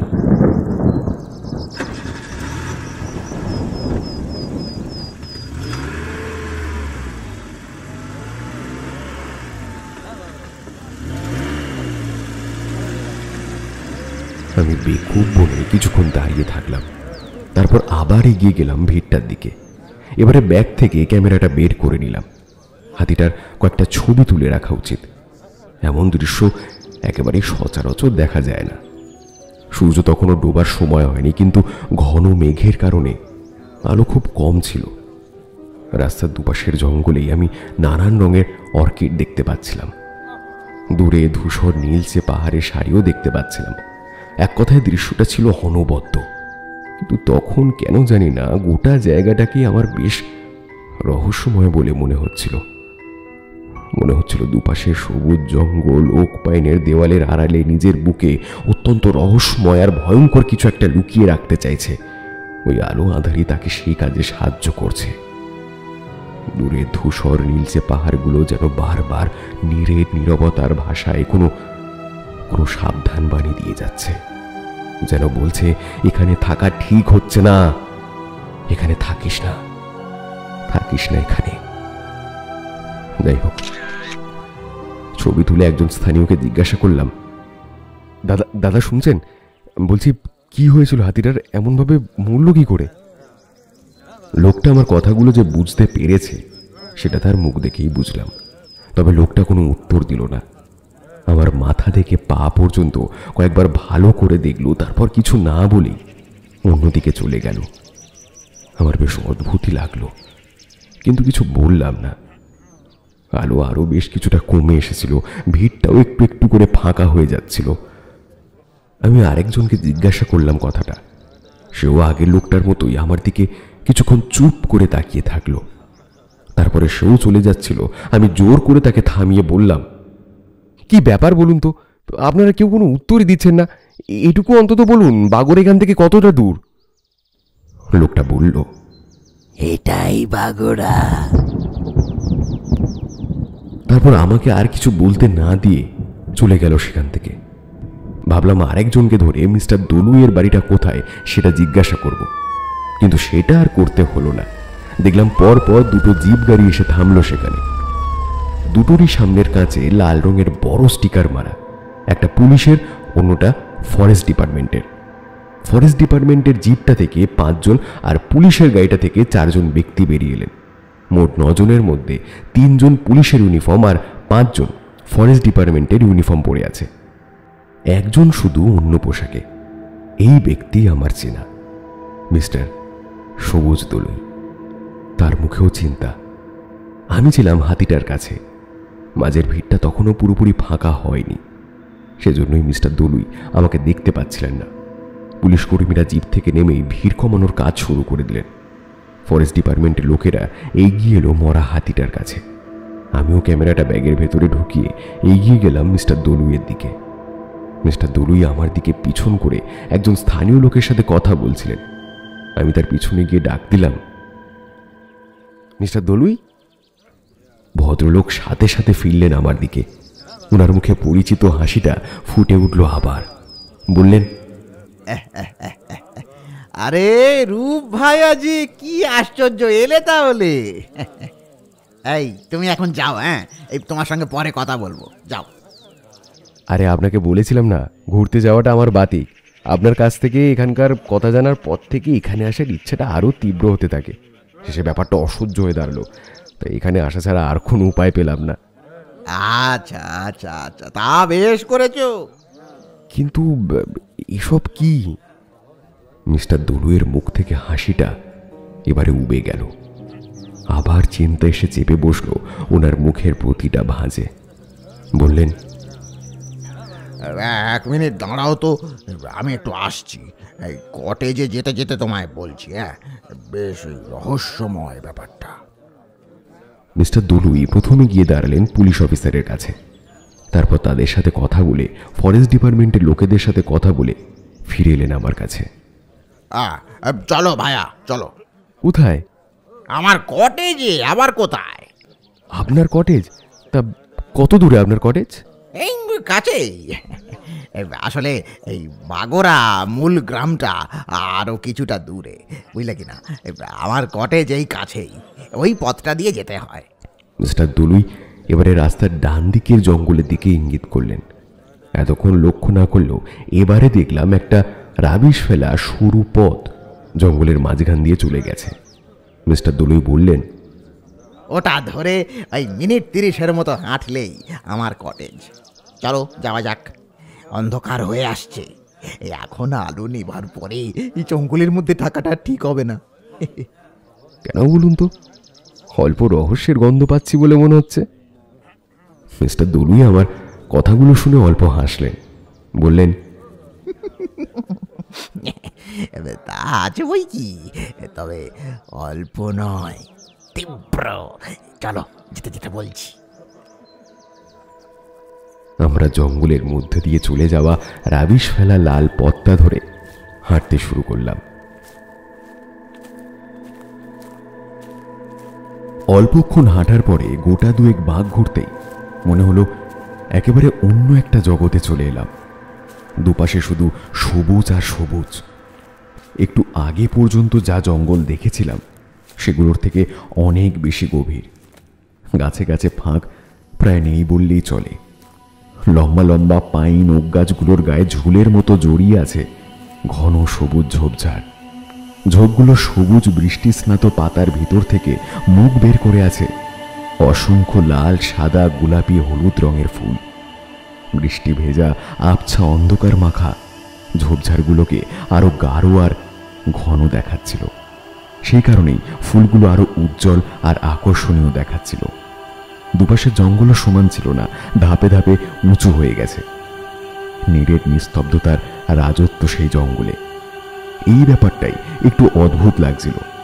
এর আগেও অনেক পাহাড়ি জঙ্গলে গিয়েছিলাম। সব জঙ্গলেই অসংখ্য পাখির ডাক আর ঝিঝির কোরাস সারাক্ষণ শুনেছি, কিন্তু এই জঙ্গলে তার ছিটে ফোটাও নেই। মনে হচ্ছিল নিশ্চিত্র অসহ্য নিস্তব্ধতা সম্পূর্ণ গিলে খেয়েছে জঙ্গলটাকে। তবে অপার সৌন্দর্যের মাঝে এই ব্যাপারটাকে আর তেমন আমল দিলাম না। কোনো ক্ষতবিক্ষত রণক্লান্ত সৈনিকের আত্মগোপন করে একটু দম নেওয়ার জন্য আদর্শ জায়গাটা। যত এগোচ্ছিলাম ততই জায়গাটার রূপে মোহগ্রস্ত হয়ে পড়ছিলাম। আমি আশেপাশের শোভা উপভোগ করতে করতে এগোচ্ছিলাম। পাশে মিস্টার দলুই চুপ করেই হাঁটছিলেন। সম্ভবত আমাকে মুগ্ধ হওয়ার অবকাশটা ইচ্ছে করেই দিচ্ছিলেন। যাই হোক, আরো দুটো বাঘ ঘুরতে দেখলাম জঙ্গল আরো কিছুটা ঘন হলো। সেই সাথে রঙিন ফুলের বাহারও বাড়ল। সেই ফুলের ঝাঁকের মধ্যে একটা ফুল দেখে আমি দাঁড়িয়ে পড়লাম। একটা পুরুষ্ট কুমড়োর মতন সাইজ হবে ফুলটার। অন্যান্যগুলোর থেকে ওই ফুলটার রঙের বাহার ঢের বেশি ছিল। ফুলটার 8টা বড় বড় পান পাতার মতো পাপড়ি, পাপড়ির তলার দিক থেকে লালচে হয়ে ওপরের দিকটা একেবারে বেগুনি হয়ে গেছে। ফুলটার মাঝখানটা গাঢ় নীল, নীলের সাথে কালোও ছিল, যেন নীলচে কোনো চোখের মণি। সব মিলিয়ে দারুণ সম্মোহনী রূপ ফুলটার। ফুলটার দিকে তাকিয়ে আমিও সম্মোহিত হয়ে পড়েছিলাম। ফুলটা হাত দিয়ে দেখার ইচ্ছেটা হুট করেই প্রবল হয়ে উঠল। পথের একদম কাছেই হাত বাড়ানো দূরত্বে ছিল ফুলটা। আমি সেটার দিকে হাত বাড়ালাম, কিন্তু ফুলটাকে স্পর্শ করতে যাওয়ার আগেই মিস্টার দলুই আমাকে থামিয়ে দিলেন। আমার হাত ধরে পিছনে টেনে নিলেন। আরে আরে আরে কি করছো কি? আমি একটু অপ্রস্তুত হয়ে বললাম, ইয়ে মানে বুঝেছি বুঝেছি, তোমার দোষ নয়, ওই ফুলটাই ওরকম। হ্যাঁ হ্যাঁ, মানে সেটাই আর কি। হ্যাঁ, আমি জানি জানি, তাই তো ওটার নাম রেখেছি হিপনোটিজিয়া। ওই ফুলের মধ্যে একটা সম্মোহনী ক্ষমতা আছে। তবে তবে একটা কথা বলি, শোনো, সব সুন্দর জিনিসই কিন্তু ভালো হয় না। অনেক সময় সুন্দরের ছদ্মবেশের ভয়ঙ্কর কিছু লুকিয়েও থাকে। এই প্রকৃতির জন্যই আমরা বেঁচে আছি, কিন্তু আমরা এই প্রকৃতির সম্মান কি করি? ইচ্ছে মতো ধ্বংস করছি তাকে, ইচ্ছে মতো গাছপালা কাটছি। একবারও কি ভাবি যে তাদের কতটা কষ্ট হয়? ভাবি না? তারাও কিছু করতে পারে না, কিন্তু সবসময় সেটা আবার হয় না। প্রকৃতির এই সুন্দর শান্ত রূপের অন্তরালেই ঘাপটি মেরে বসে থাকে বিভৎস কোনো দানব, বা তার থেকেও ভয়ঙ্কর কিছু, যারা প্রতিশোধ পরায়ণ। তাদের আঘাত করলে তারাও প্রতিঘাত করে। এই যেমন এই ফুলটা, ওটা যতটা সুন্দর দেখছো, ওর স্বভাব কিন্তু ততটাই ভয়ঙ্কর। মানে মানেটা নিজের চোখেই দেখো। আমি ফুলটার দিকে পিঠ করে দাঁড়িয়ে কথা বলছিলাম। মিস্টার দলুয়ের ইশারায় আবার ফুলটার দিকে ফিরলাম। আলো আরো কিছুটা কমে এসেছে। পাহাড়ি কুয়াশাও তখন একটু একটু করে গাঢ় হচ্ছে। সেই অল্প আলোতেই দেখলাম একটা বেশ বড় মাপের সাপ ঝোপের ওপর দিয়ে এঁকে বেঁকে এগিয়ে যাচ্ছে ফুলটার দিকে। ফুলটা একই রকম স্থির, কিন্তু অবাক হয়ে দেখলাম সাপটা ফুলটার ওপরে ওঠা মাত্র ফুলটা কেঁপে উঠল। আর সেই সাথেই ফুলটার মাঝখানের গাঢ় নীলের ভিতর থেকে বেরিয়ে এলো টকটকে লাল লম্বা কাঁটা সর্বস্ব একটা জীব। জীবটা জড়িয়ে ধরল সাপটাকে। কাঁটাগুলো বসে গেল সেটার শরীরে। সাপটা যন্ত্রণায় ছিটকাতে লাগলো, নিজেকে মুক্ত করার আপ্রাণ চেষ্টা করলো, কিন্তু পারল না। এরপরের দৃশ্য আর মিস্টার দলুয়ের বলা কথাগুলো আমার বিস্ময় আর কৌতূহল দুটোই বাড়ানোর জন্য যথেষ্ট ছিল। দৃশ্যটার কথাই আগে বলি। অবাক হয়ে দেখলাম সাপটাকে নিয়ে সেই লম্বা কাঁটাওয়ালা জীবটা আবার ঢুকে গেল গাঢ় নীলের বুকে। সাপটা নিহাতি ছোট ছিল না, গোটা সাপটাই ঢুকে গেল। এরপরে সবুজ পাতার ভিতরে বেমালুম হারিয়ে গেল অত বড় ফুলটা। শিকার আর শিকারী দুটোর একটারও কোনো চিহ্ন রইল না। মিস্টার দলুয়ের দিকে তাকালাম। তিনি বললেন, তুমি যদি হাত লাগাতে তাহলে ওই একই ব্যাপার হতো, তোমার হাতটা কাটা যেত। হিপনোটিজিয়ার ভিতরে অক্টোপাসের মতো এই গোল গোল সারি সারি ধারালো দাঁত আছে। চলো এগোনো যাক, বাকিটা যেতে যেতে বলছি। আমরা আবার হাঁটতে শুরু করলাম। এই ফুলের নাম তুমি পৃথিবীর কোনো ফুল বিষয়ক বইতে পাবে না। বলতে পারো আমি ওটাকে আবিষ্কার করেছি। এমন অনেক গাছই আছে এখানকার জঙ্গলে, যার কথা কেউ কখনো শোনেনি। বলেছিলাম না, গাছপালা নিয়ে আমি একটু চর্চা ফর্চা করি। আমি কয়েকটাকে খুঁজে পেয়েছি, এখনো খোঁজ চলছে। না জানি আরো কত কি পাবো, তবে কাউকে কিছুই জানাইনি। কাউকে কিছু জানাননি? কেন? এইসব জানাজানি হলে এই জায়গার শান্তি ভঙ্গ হতে খুব বেশি সময় লাগবে না। এক গাদা লোক আসবে, গাছপালাগুলোকে পরীক্ষা নিরীক্ষার নামে ছিঁড়ে ছিঁড়ে নিয়ে চলে যাবে। এটা আমি চাই না, তাই জানাইনি। আশা করব তুমিও কখনো কাউকে বলবে না। এরাও তো আমাদের মতো প্রকৃতি মায়েরই সন্তান। আমাদের মতো ওদেরও বাঁচার অধিকার আছে। কিন্তু যা দেখলাম এরা তো আত্মরক্ষা করতে জানে। তা ঠিক, কিন্তু মানুষের সাথে পেরে ওঠা কি এতই সোজা? এই জানোই তো, মানুষ পারে না এমন কাজ হয় না। এই আজ যেমন মানুষই প্রকৃতিকে নষ্ট করছে, তেমনি মানুষদেরই এর বিরুদ্ধে কিন্তু রুখে দাঁড়াতে হবে। তা না হলে প্রকৃতির সঙ্গে আমরাও বাঁচব না। যাকে এইসব কথা ছাড়ো, এইখানে কি চলছে সেটা জানতে চাইছিলে না? হ্যাঁ, পথে ওই ওই হাতিটা। একটা অদ্ভুত ব্যাপার এখানে শুরু হয়েছে এই কয়েক মাস ধরে, বুঝলে। এখানকার জঙ্গলের পশুগুলো অদ্ভুতভাবেই মরে যাচ্ছে। তুমি দেখলে একটাকে, যে কটার মৃতদেহ পাওয়া গেছে সব কটা একই অবস্থায় পাওয়া গেছে। তবে কিভাবে ওদের মৃত্যু হচ্ছে সেটা কিন্তু কোনোভাবেই জানা যাচ্ছে না। আচ্ছা, কোনো পশুর কীর্তি হতে পারে কি? না না না না না, সেটা সম্ভব নয়। এমন কাজ কোনো জন্তুর পক্ষে করা একেবারেই সম্ভব নয়।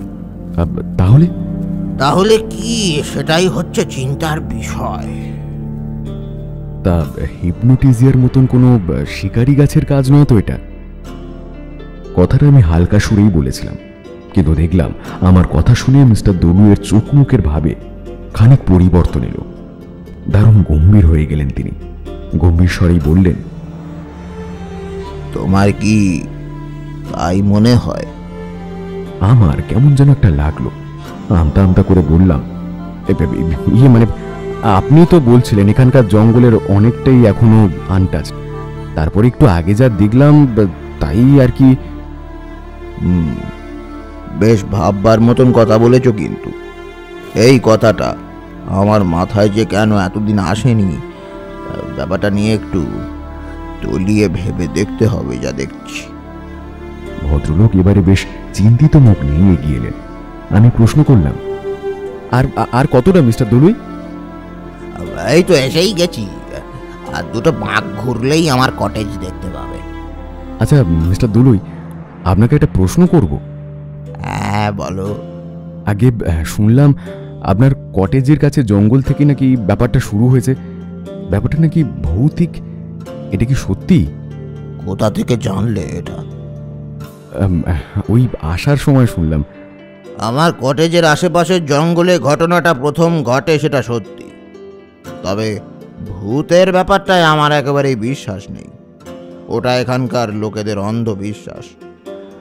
আজ আলো শেষ হয়ে গেছে, আর ঠিক হবে না এখানে থাকাটা। কাল দিনের আলো ফুটলে তোমাকে একটা দৃশ্য দেখাবো, সেটা দেখলে তুমি এমনি বুঝতে পারবে এর কারণটা কি।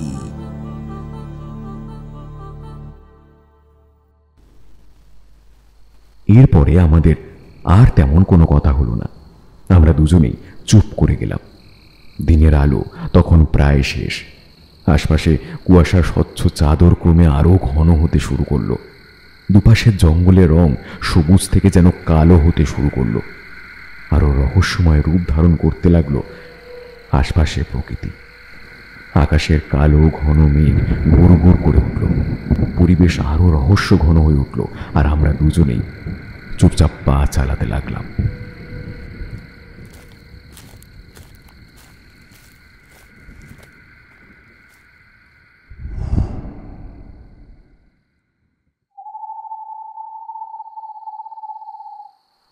মিস্টার দলুয়ের কটেজে যখন পৌঁছালাম তখন চারিদিক সম্পূর্ণ অন্ধকারের কবলে।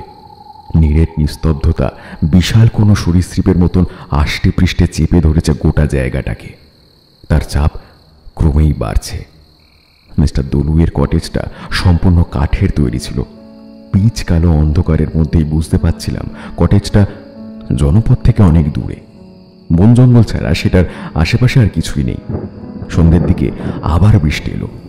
কটেজের বাইরে থেকে পাতার উপরে জল পড়ার শব্দ আসছিল। কারেন্টের ব্যবস্থা ছিল না। কটেজের ভিতরে আলো বলতে বড় মোমবাতি আর কয়েকটা হ্যারিকেন জ্বলছিল। সত্যি বলতে দারুণ লাগছিল পরিবেশটা। কটেজটায় মানুষ বলতে আমরা তিনজন ছিলাম, আমি, মিস্টার দলুই আর তার চাকর নন্দন। নন্দনের বয়স ওই 40-এর মতো হবে। লোকটার শরীর ছিল দানবের মতো। সে যেমন চওড়া ছিল তেমনি ছিল লম্বা। ওর গায়ের রংটাও ছিল পিচ কালো। হুট করে দেখলে ভয় লাগাটাই স্বাভাবিক। নাম নন্দন হলেও তাকে দেখতে একেবারেই দৃষ্টিনন্দন ছিল না। আমিও প্রথম দেখাতে একটু ভয় পেয়েছিলাম বই কি। এমনি তো নির্জন অন্ধকারে ঢাকা কটেজটার পরিবেশেই একটা কেমন যেন গা ছমছমে ভাব ছিল। রাতে খাওয়ার আগে পর্যন্ত মিস্টার দলুয়ের সাথে অনেক কথাই হলো। তিনি নানান হাসির গল্প করছিলেন, কিন্তু এখানকার রহস্য নিয়ে আর একটা কথাও বললেন না। আমি কয়েকবার প্রসঙ্গ তুলেছিলাম, কিন্তু তিনি আজ থাক, আজ আর এসব নিয়ে কথা বলে কাজ নেই, কাল বলবো, এই সমস্ত নানান কথা বলে কাটিয়ে দিতেন। ভদ্রতা রক্ষার খাতিরে আমিও কিছু বলতে পারলাম না। রাতে খাওয়া হলে আমি মিস্টার দলুইকে শুভরাত্রি জানিয়ে আমার জন্য নির্ধারিত ঘরে চলে গেলাম। আমার ষষ্ঠেন্দ্রিয় আমাকে বারবার জানাচ্ছিল জায়গাটায় কিছু একটা রহস্য অবশ্যই আছে। মনের ভেতরটা কেমন জানি খচখচ করছিল। তবু সারাদিনের ক্লান্তিতে আর বৃষ্টিস্নাত পাহাড়ি আবহাওয়ায় ঘুম আসতে খুব একটা সময় লাগলো না।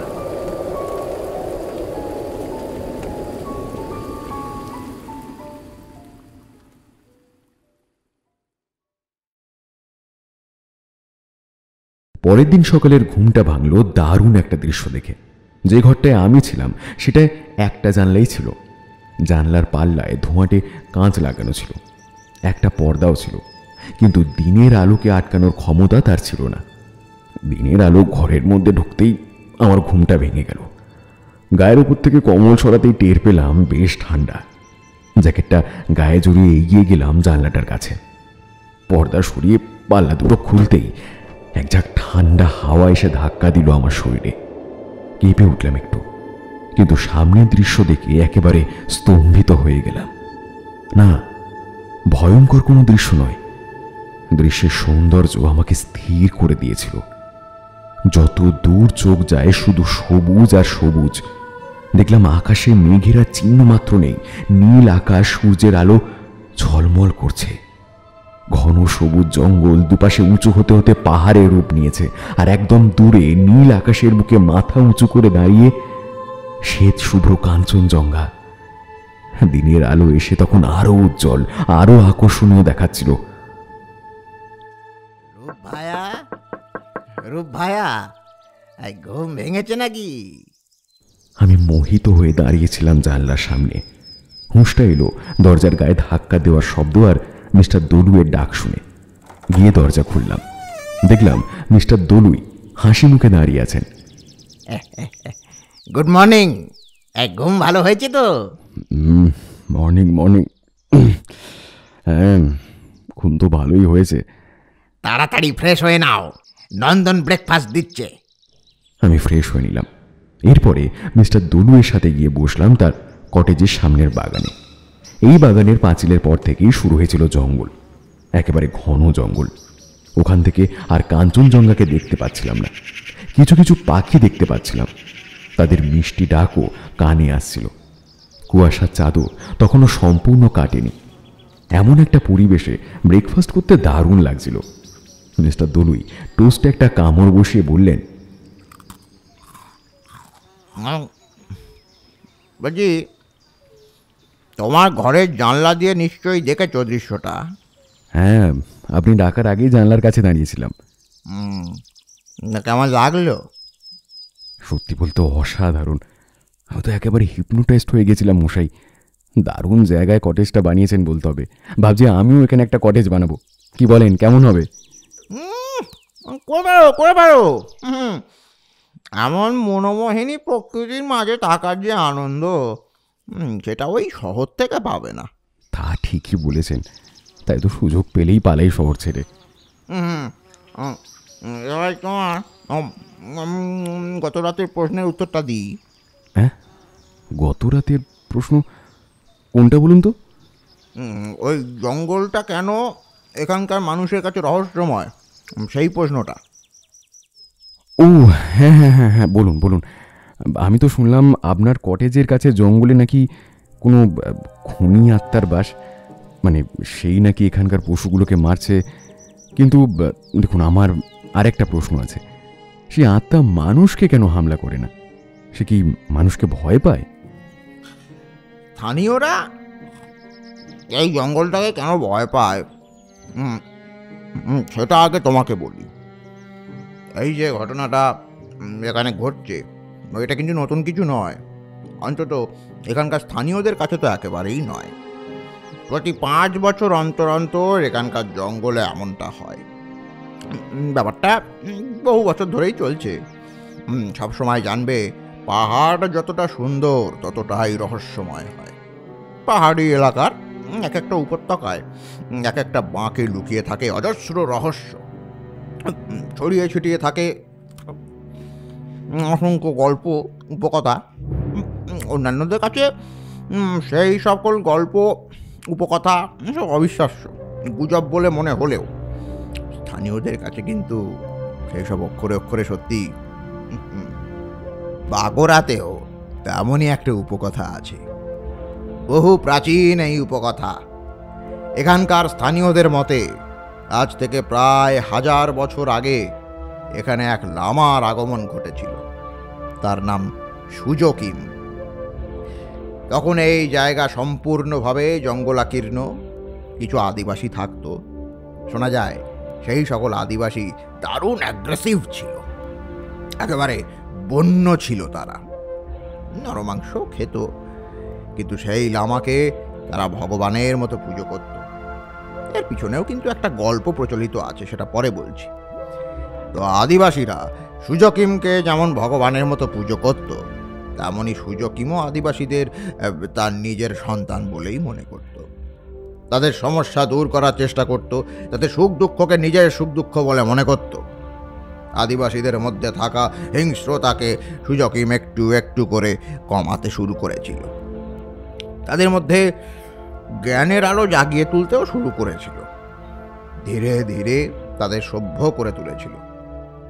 শোনা যায় টানা 5 বছর এমনভাবেই সুজকিম একটু একটু করে হিংস্র নৃশংস আদিবাসীদের সভ্য করে তুলেছিল। কিন্তু তারপরেই হলো একটা সমস্যা। কোনো একটা কারণে আদিবাসীদের নিজেদের মধ্যেই ঝামেলা শুরু হয়। ঝামেলা বড় আকার ধারণ করে, আর সেই সাথে সাথেই তাদের স্বভাবগত হিংস্র নৃশংস রক্তলোলুপ সত্তাটা আবার জেগে ওঠে। সুজকিমের থেকে শেখা সকল জ্ঞান, সকল শান্তির বাণী ভুলে তারা আবার আদিম বন্য হিংস্র জানোয়ারে রূপান্তরিত হল। সুজকিম তাদের শান্ত করার চেষ্টা অনেক করেছিল, কিন্তু সে ব্যর্থ হয়। রক্তের বন্যায় ভেসে গিয়েছিল গোটা জায়গাটা। সে আদিবাসীদের সাহায্যে ভগবান বুদ্ধের একটা পাথরের মূর্তি স্থাপন করেছিলেন। সেই মূর্তিও যখন রক্তে স্নান হয়ে যায়, তখন সে ক্রোধে ক্ষোভে ফেটে পড়ে। তার নাকি অপার জ্ঞানের সাথেই বেশ কিছু অলৌকিক ক্ষমতাও ছিল। রাগে ক্ষোভে অন্ধ হয়ে সে ইচ্ছা মৃত্যুবরণ করে। আর এখান থেকে একটা নতুন গল্পের জন্ম হয়। শোনা যায় সুজকিম দারুণ ক্রোধ নিয়ে মৃত্যুবরণ করেছিলেন, সেই জন্য তার ক্রোধিত অতৃপ্ত আত্মারও মুক্তি ঘটেনি।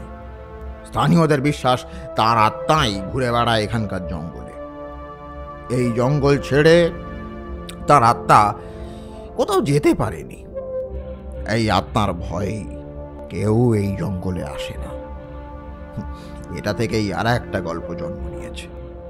আরও গল্প? এসব উপকথার গল্প তো এমনভাবেই তৈরি হয়, একটা গল্প থেকে আর একটা গল্প জন্ম নেয়। সুজকিমের অতৃপ্ত আত্মার ভয়ে এই জঙ্গলে মানুষজনের আসা যাওয়া বহু বছর ধরেই বন্ধ। এদিকে সুজকিমের আত্মা নররক্ত পিপাসু হয়ে ওঠে। স্থানীয়দের কথা অনুযায়ী কোনো মানুষ এই জঙ্গলে না আসায় সুজকিম আরও ক্রোধিত হয়ে ওঠে। তখন নিজের রক্ত তৃষ্ণা এই জঙ্গলের পশুদের দিয়ে মেটায়।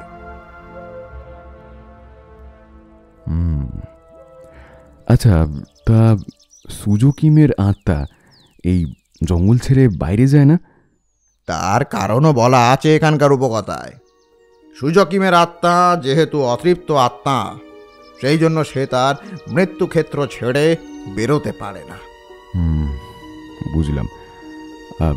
কিন্তু একটা কথা বলুন, 5 বছর অন্তর ঘটনাটি ঘটে কেন? এর কারণ স্বরূপ উপকথা বলছে, যেহেতু সুজকিম টানা 5 বছর এখানে ছিল এবং আদিবাসীদের জ্ঞান দান করেছিল, তাই প্রতি 5 বছর অন্তর সে ফিরে আসে স্থানীয়দের সেই ইতিহাসের কথা মনে করিয়ে দেওয়ার জন্য, যাতে এখানকার মানুষের সেই ইতিহাসের কথা বারবার মনে পড়ে। তারা যেন কখনো আর তেমন নৃশংস হওয়ার সাহস না দেখায়।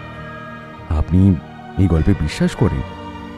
মিস্টার দলুই আবার আমার দিকে কিছুক্ষণ চেয়ে থেকে অল্প হাসলেন, বললেন, আমি আবারও তোমার মনের কথাটা আন্দাজ করে ফেলেছি। তোমাকে তো আগেই বলেছি, অলৌকিকে আমার বিশ্বাস একেবারেই নেই। আমি বিশ্বাস করি বিজ্ঞানে। তাই এই গল্পের ক্ষেত্রে আমার পুরোটায় বিশ্বাস না থাকলেও কিছুটাই আছে। তার কারণ আমার কাছে কিছু প্রমাণও আছে। আমি তো একেবারে অবাক। লোকটা বলছে সে বিজ্ঞান ছাড়া কিছুতে বিশ্বাস করে না, এদিকে গল্পটায় বিজ্ঞানের সামান্য স্পর্শটুকুও আমি পাইনি। বললাম, বলেন কি? এই যে বলেন অলৌকিকে বিশ্বাস করেন না, বিজ্ঞান ছাড়া কি? আমি কিন্তু বলেছি গল্পটার পুরোটা না হলেও কিছুটা আমি বিশ্বাস করি, কিছুটা। কিন্তু সেইটুকুর মতো বিজ্ঞানও তো গোটা গল্পে কোথাও পেলাম না। পুরো গল্পটা তো আমি এখনো শেষই করিনি। এখনো আরো আছে? মনে আছে নিশ্চয়ই। এই গল্পের শুরুর দিকে বলেছিলাম, লামা সুজকিম প্রথম যখন এখানে আসে তখন এখানকার আদিবাসীরা দারুণ নৃশংস মাংসাশী ছিল, নরমাংস তারা খেত, মনে আছে? হ্যাঁ, মনে আছে। কোন একটা কারণে আদিবাসীরা তাকে ভগবানের মতো পুজো করত। এইটার পিছনেও একটা গল্প আছে। ওই অংশটুকুর জন্যই এই গল্পের উপরে আমার কিছুটা হলেও বিশ্বাস আছে। হ্যাঁ, তা সেই অংশটুকু না হয় শুনি। একটু তাচ্ছিল্যের সুরেই বললাম কথাটা। আসলে আমার মনে বিশ্বাস জন্মেছিল বাকিটুকু নিতান্তই গাঁজাখুরি গল্প হতে চলেছে। মিস্টার দলুই অল্প হেসে বললেন, আমি বুঝতে পারছি তোমার মনের অবস্থাটা। প্রথমবার জানার পরে আমার মনের অবস্থাটা ওই তোমার মতোই হয়েছিল, কিন্তু প্রমাণগুলো পাওয়ার পরে বিশ্বাসটা জন্মেছে। আমি নিশ্চিত তোমারও বিশ্বাস জন্মাবে। অংশটুকু শুনে না জন্মালেও প্রমাণগুলো দেখে অবশ্যই জন্মাবে। তো শোনো, লামা সুজকিম যখন প্রথমবার এখানে আসে তখন এখানকার আদিবাসীদের গোষ্ঠীতে মহামারী চলছিল। অসভ্য বন্য মানুষগুলো বেঘরে প্রাণ হারাচ্ছিল। রোগ শনাক্তকরণ বা তার প্রতিষেধক প্রয়োগ দুটোর কোনোটাই তাদের পক্ষে সম্ভব ছিল না। অন্যদিকে লামা সুজকিম অন্যান্য বিষয়ের সাথে আয়ুর্বেদ ও চিকিৎসা শাস্ত্রেও সিদ্ধহস্ত ছিল।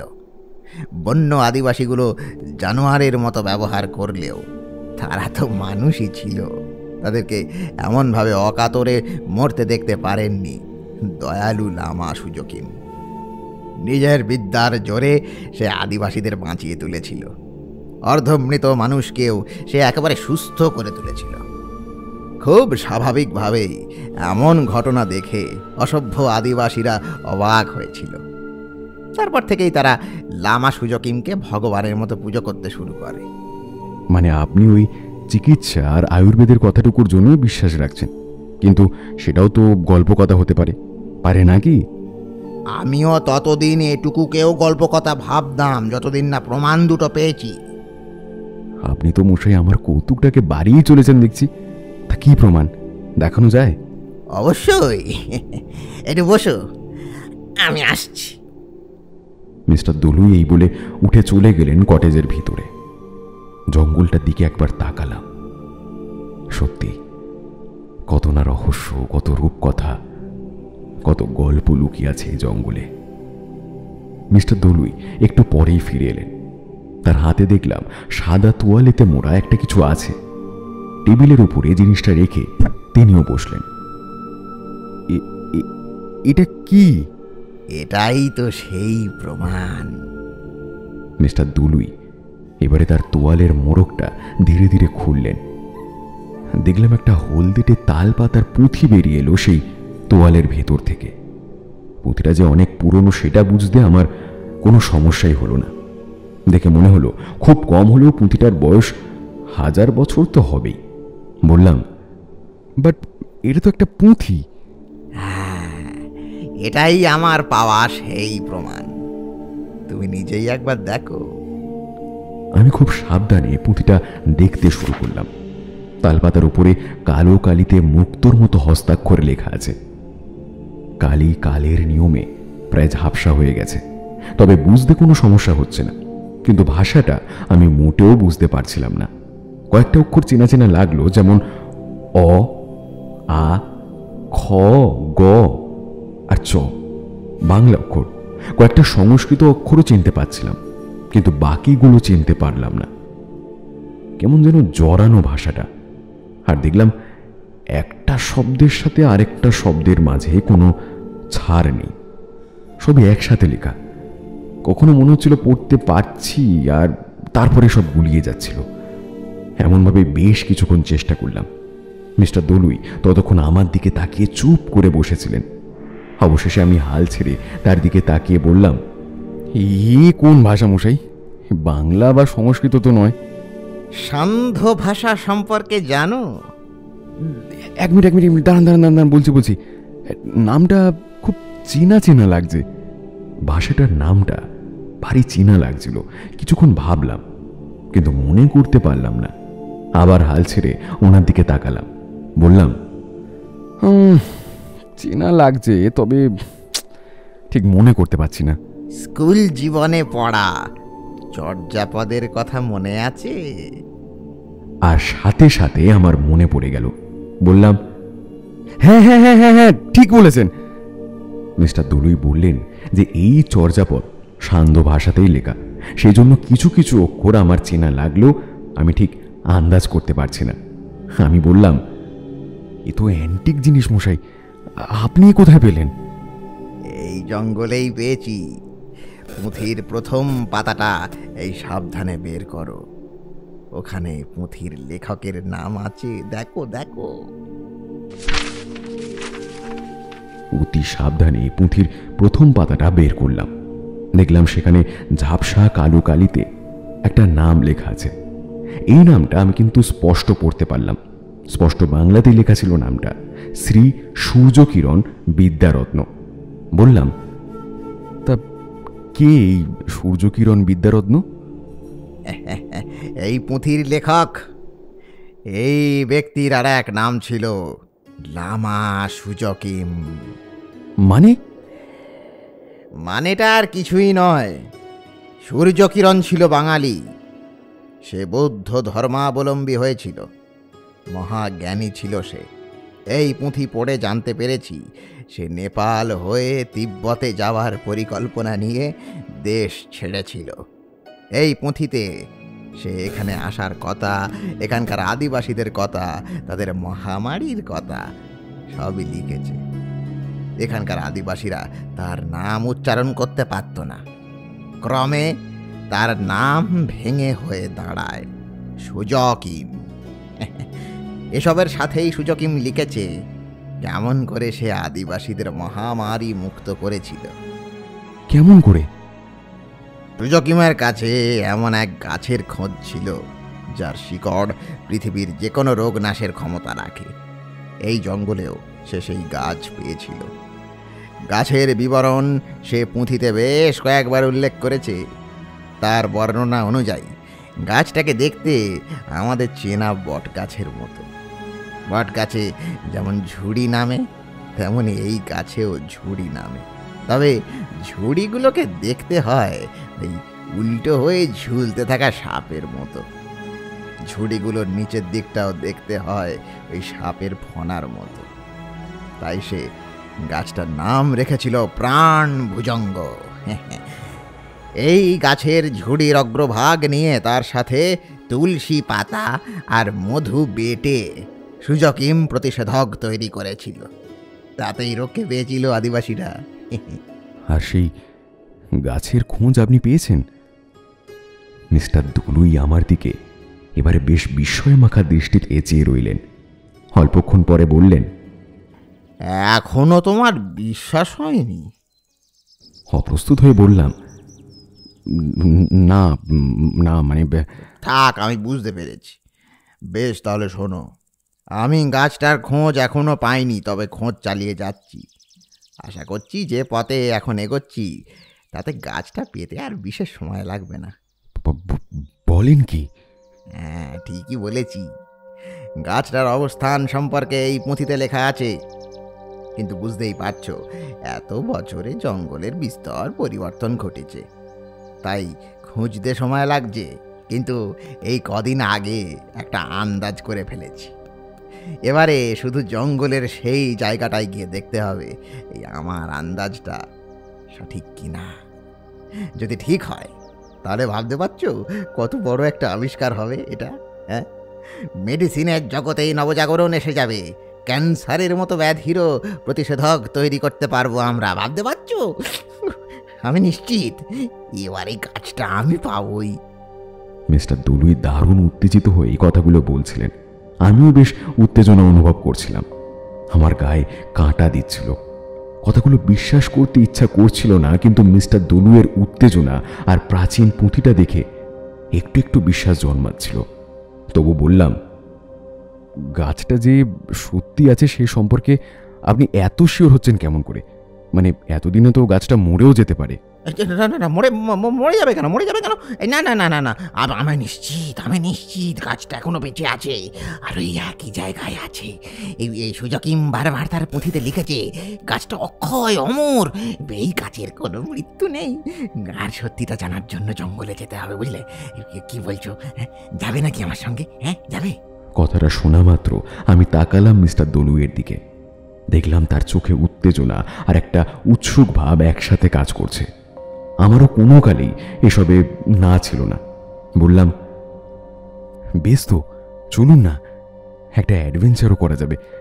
আমার এসবে না নেই। মিস্টার দলুয়ের মুখে হাসি ফুটে উঠল। তিনি লাফিয়ে উঠে দাঁড়িয়ে বললেন, বেশ, তবে আজকেই চলো। আমি নন্দনকে বলে দিচ্ছি খাবার এনে দিতে। তবে আবারও বলছি, জঙ্গলটা কিন্তু একেবারে আনটাচড। বন্য জন্তু জানোয়ারদের বাসস্থান। ওরা কিন্তু বাইরের কাউকে খুব একটা ওই মেনে ফেনে নেয় না, বুঝলে কি না? সবটা কিন্তু আর একবার ভেবে দেখো। আরে মশাই, আমার কোনো চিন্তা নেই, আমি যাব। বলি, রাইফেল চালাতে জানো? রাইফেল? আমি কলকাতায় শুটিং ক্লাবে তখন রেগুলার প্র্যাকটিস করতাম। বেশ আত্মবিশ্বাসের সাথেই জানালাম কথাটা। মিস্টার দলুই বললেন, বেশ, তাহলে তো কোনো সমস্যাই নেই। চলো, আর কিছুক্ষণ পরে রোদটা আর একটু ভালো করে উঠলে এই বেরিয়ে পড়া যাবে। হ্যাঁ, নন্দনও ততক্ষণে রান্নাবান্না করে ফেলবে। বেশ, ঠিক আছে। স্নান খাওয়া সেরে অ্যাডভেঞ্চারের জন্য তৈরি হয়ে আমরা বেরোতে বেলা 11টা বাজল। রোদও বেশ কড়া ছিল। মিস্টার দলুয়ের কাছে দুটো রাইফেল ছিল, কার্তুজও ছিল পরিমাণ মতো। বুঝতে সমস্যা হচ্ছিল না ভদ্রলোক রীতিমতো জঙ্গলে যাতায়াত করেন। যাই হোক, কটেজ থেকে বেরিয়ে কিছুটা হাঁটার পরেই আমরা গিয়ে ঢুকলাম ঘন একটা জঙ্গলে। অবাক হয়ে দেখছিলাম প্রকৃতির শোভা। চারিপাশে শুধু সবুজ আর সবুজ। লম্বা লম্বা পাইন ওক গায়ে গা ঠেকিয়ে দাঁড়িয়ে আছে। ভাবটা এমন যেন কেউ কাউকে এক চুল জায়গাও ছাড়তে চায় না। তাদের গায়ে ঝুলের মতো জড়িয়ে আছে ঘন সবুজ ঝোপঝাড়। এছাড়া গোটা জঙ্গলের শরীরে তখন রঙিন ফুলের অলংকার। যত এগোচ্ছিলাম সবুজের সাথে সাথে সেই রঙের বাহারও বাড়ছিল।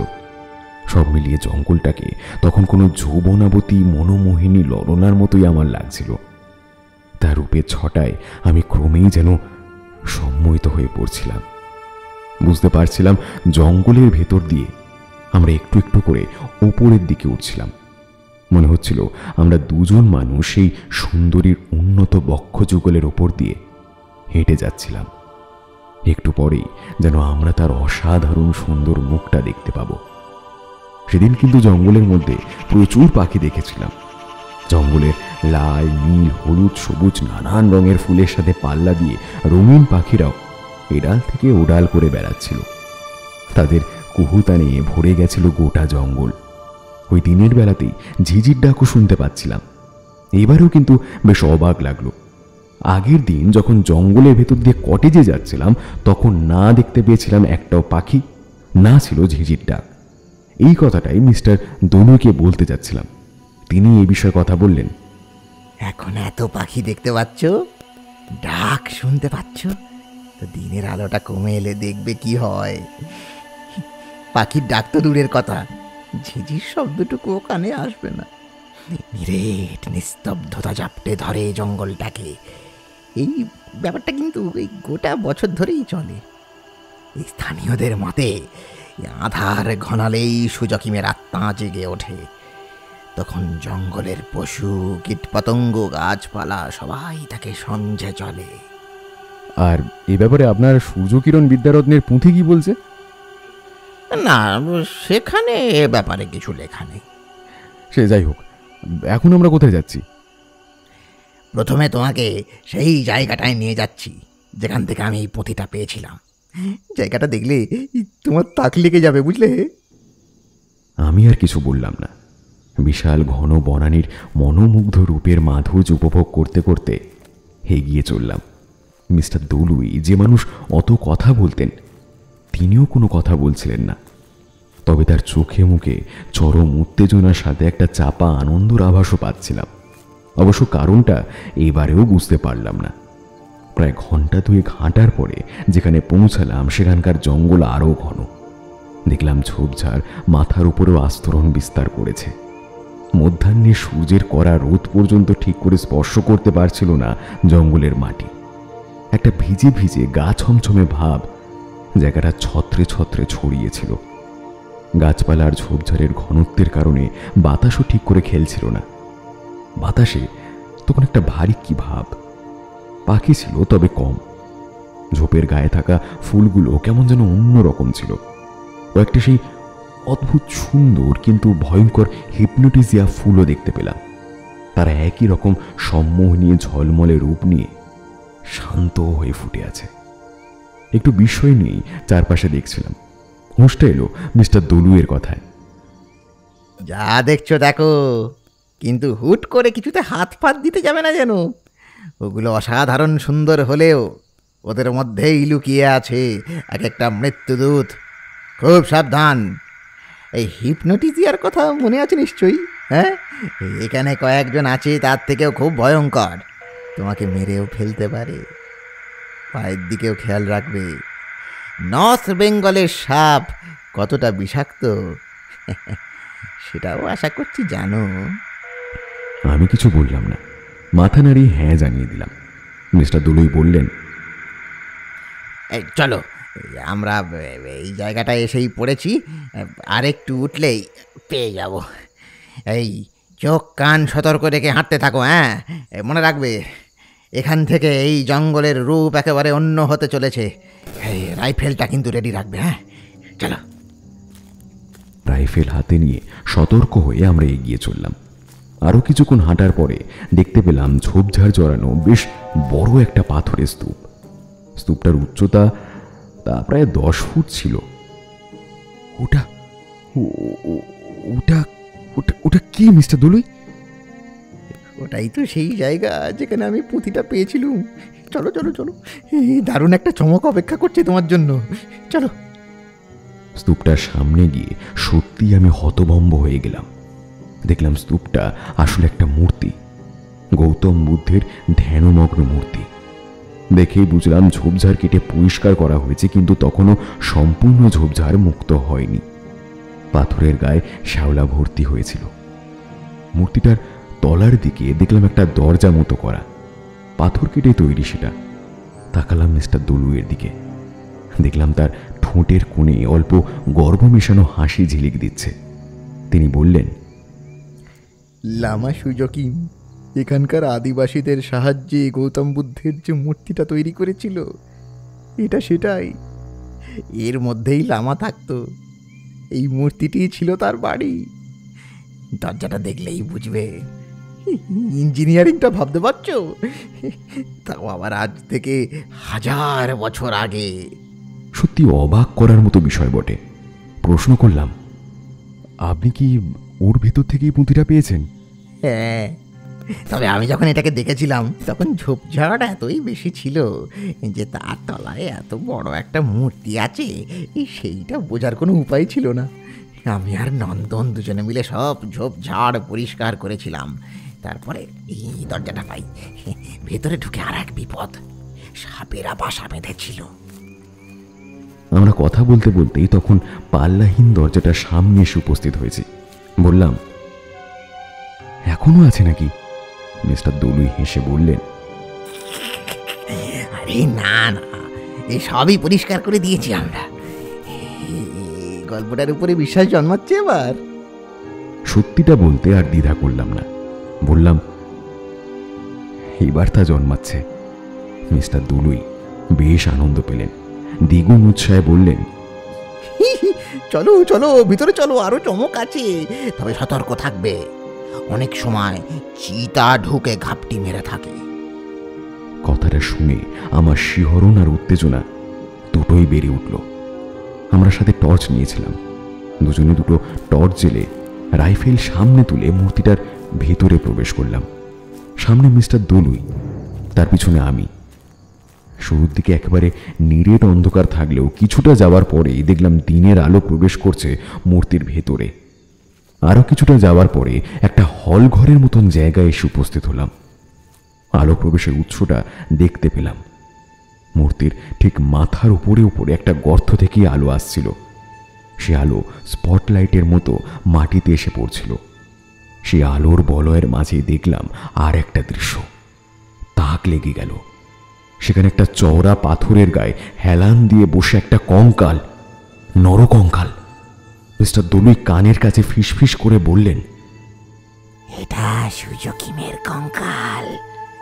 ওর সামনেই ছিল পুঁথিটা। এই কঙ্কালের স্যাম্পেল আমি আমার এক প্রত্নতাত্ত্বিক বন্ধুকে পাঠিয়েছিলাম। সে কনফার্ম করেছে এটার বয়স অন্তত 1000 বছর। গল্পের সঙ্গে মিলে যায়, তাই না? হ্যাঁ, কিচ্ছু বললাম না। কিছুক্ষণ সেখান থেকে বাইরে বেরিয়ে এলাম। নন্দন খাবার প্যাক করে দিয়েছিল। মূর্তিটা সামনে বসে খেয়ে নিলাম। কথাবার্তাও হলো। এরপরে আমরা তাহলে কোন দিক থেকে যাব মিস্টার দলুই? আগ্রহ আসছে তাহলে? হ্যাঁ, ভালো ভালো। পুঁথিতে সুজকিম লিখেছে এই মূর্তি থেকে উত্তর পূর্ব দিকে এগিয়ে যেতে হবে। এক সময় হঠাৎ করেই সামনে থেকে সকল জঙ্গল সরে গিয়ে কাঞ্চনজঙ্ঘা তার তুষার শুভ্র রূপ নিয়ে দেখা দেবে।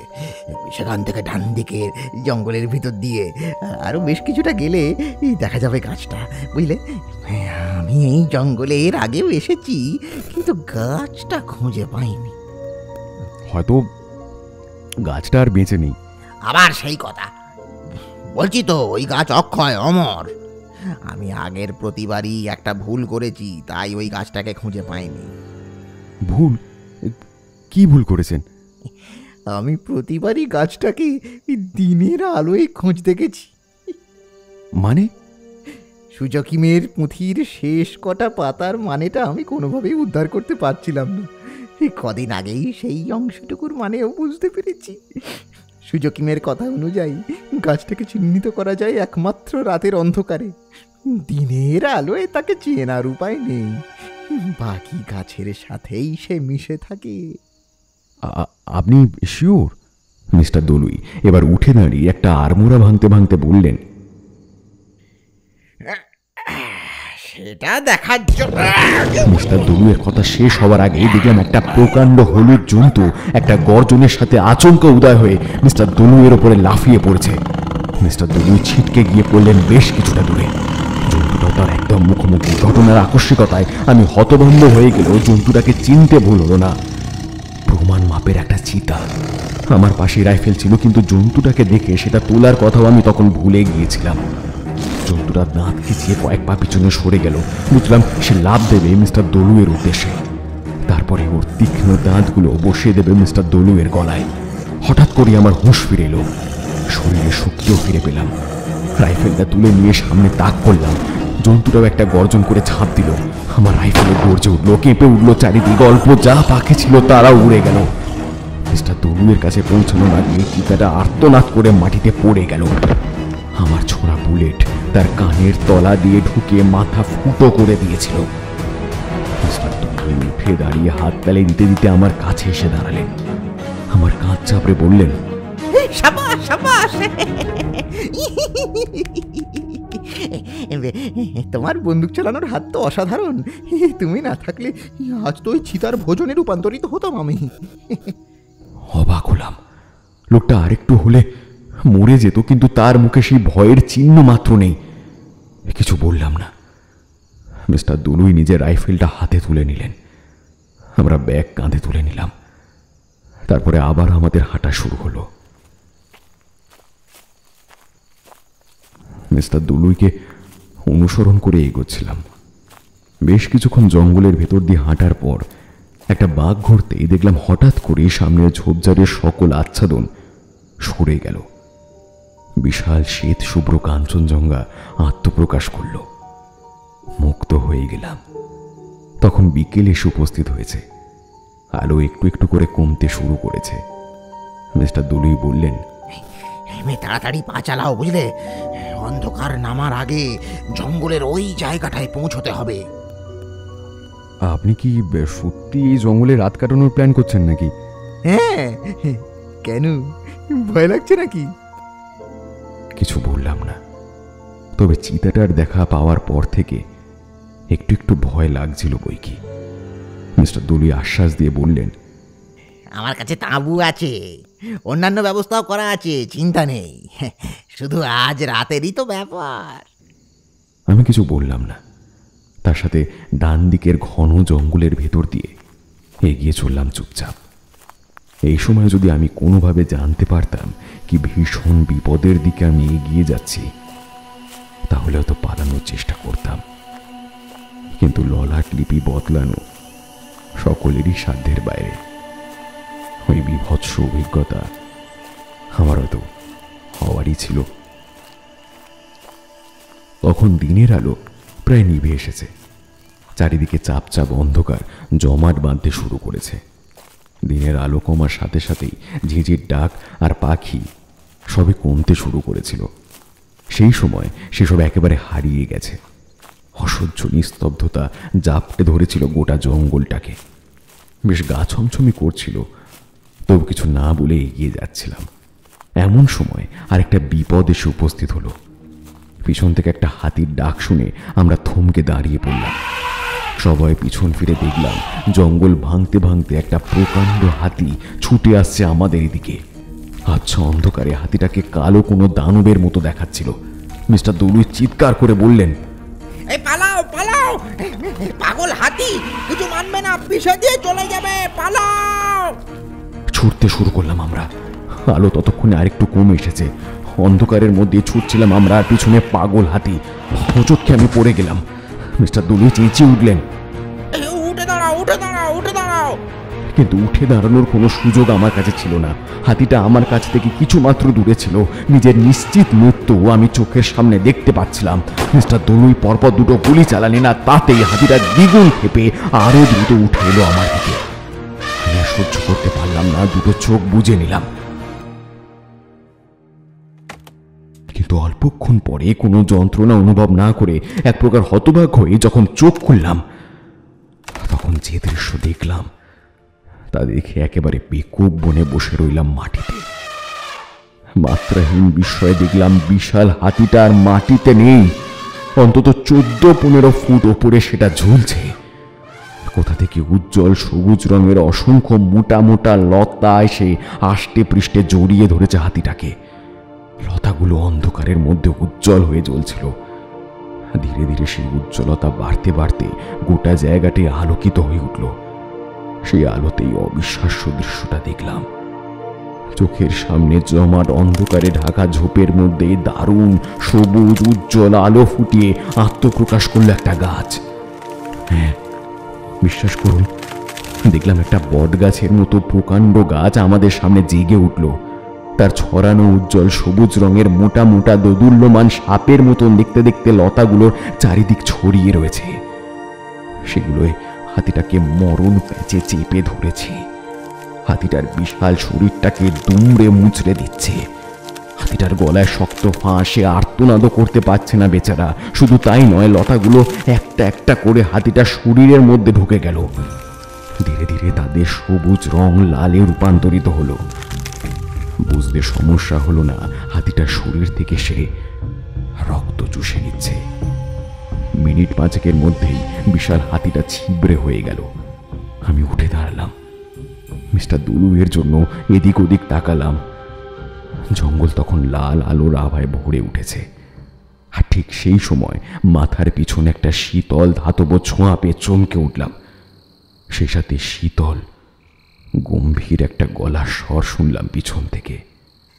চুপচাপ দাঁড়িয়ে থাকো ভায়া, নড়ার চেষ্টা করো না, তাহলে এখনই মরবে। গলার স্বর আমার পরিচিত, মিস্টার দলুই। সাথে সাথে পিছনে ফিরলাম।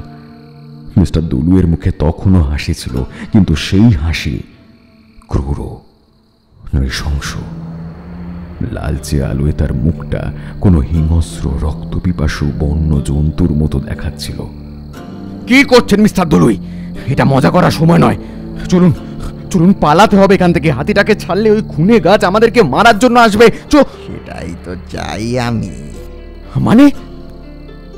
মিস্টার দলুই হাসলেন, বললেন, মানে এই দিনটার জন্যই তো এত বছর ধরে অপেক্ষা করছি আমি।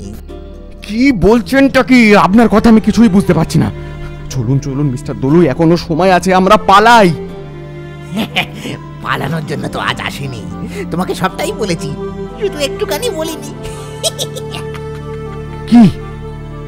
সুজকিম বলে গেছে এই গাছকে প্রতি 5 বছর অন্তর একটা করে মানুষের রক্ত দিতে হবে। এমন ভাবে 30 বছরে 6 জন মানুষের রক্ত পেলে এই প্রাণ ভুজঙ্গ এমন একটা ফল প্রদান করবে যা অমরত্ব দিতে পারে। 30টা বছর ধরে আমি এই নির্জন প্রান্তরে কি এমনি এমনি আছি? আমার ছেলে মেয়ে বউ কাউকে বাদ দিইনি। তোমাকেই বা ছাড়ে কি করে বলো? আজ যে তোমাকে মরতেই হবে।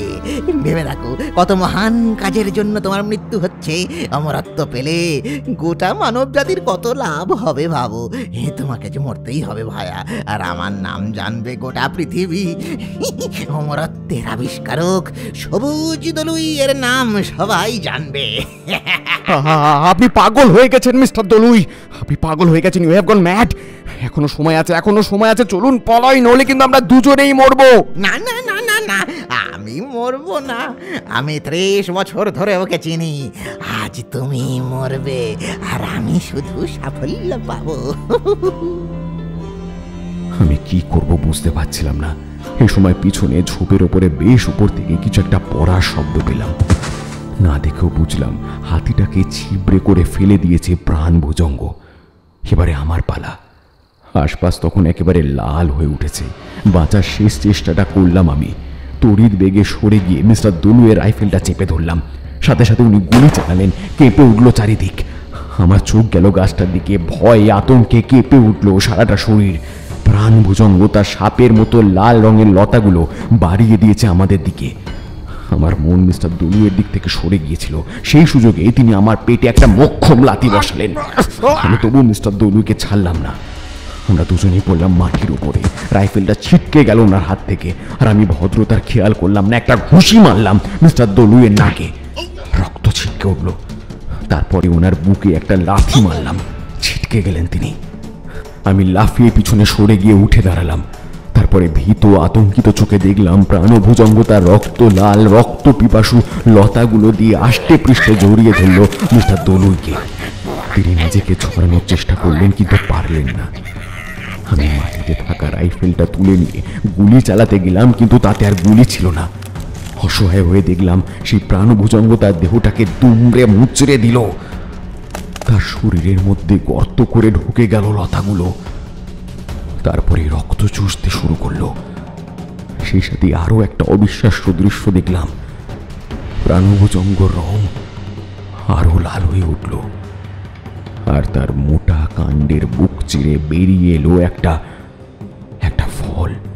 সেটার রং রক্ত লাল। ফলটাকে দেখতে অনেকটা মানুষের হৃৎপিণ্ডের মতো। বুঝতে সমস্যা হলো না ওটাই সেই ফল যার জন্য মিস্টার দলুই এত বছর অপেক্ষা করছিলেন। কতগুলো নিরপরাধ মানুষের বলি ছড়িয়েছিলেন। শেষে সেই ফল ফুলল তারই রক্তে। ভয়ে আতঙ্কে বিস্ময়ে আমি একেবারে হতবিহ্বল হয়ে গিয়েছিলাম। হঠাৎ করে পায়ের টান পড়তে উল্টে পড়লাম। দেখলাম আমার পা জড়িয়ে ধরেছে একটা লতা। আমার পায়েও গর্ত করতে শুরু করেছিল। সেটা যন্ত্রণায় আমি চিৎকার করে উঠলাম। সেটা আমাকেও টানতে শুরু করেছিল। আমার কোমরের বেল্টের কাছে একটা পকেট নাইফ ছিল। সেটা বের করে লতাটার উপরে চালাতে লাগলাম। অবাক হয়ে দেখলাম রক্তে ভেসে গেল চারিদিক। অবশেষে লতাটা কাটতে উঠে দাঁড়িয়ে অন্ধকারের মধ্যে ছুটতে শুরু করেছিলাম আমি।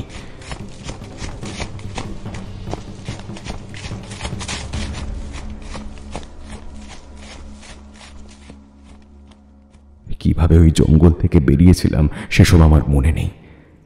পরের দিন সকালে জ্ঞান ফিরতে দেখেছিলাম আমি সেই রাস্তাটায় পড়ে আছি যেখানে প্রথম দিন বাগুড়ায় গিয়ে হাতিটার দেহ দেখেছিলাম। আমাকে ঘিরে দাঁড়িয়ে আছে স্থানীয় লোকেরা। তাদের চোখে বিস্ময়, যেন আমি বেঁচে আছি এতেই ওরা অবাক। তবে ওদের সাহায্যেই আমি সেবারে ফিরতে পেরেছিলাম।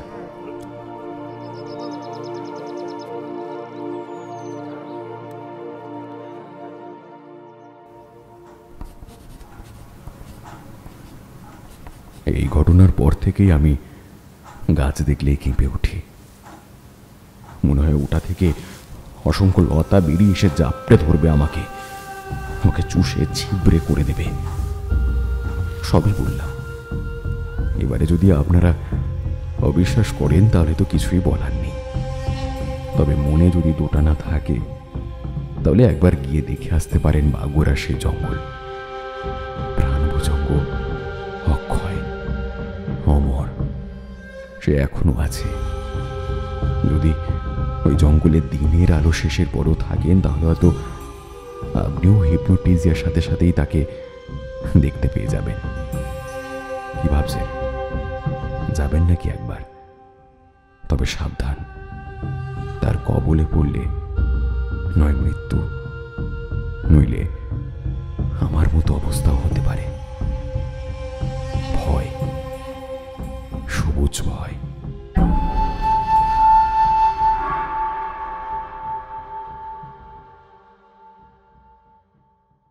শেষ হলো আমাদের আজকের নিবেদন।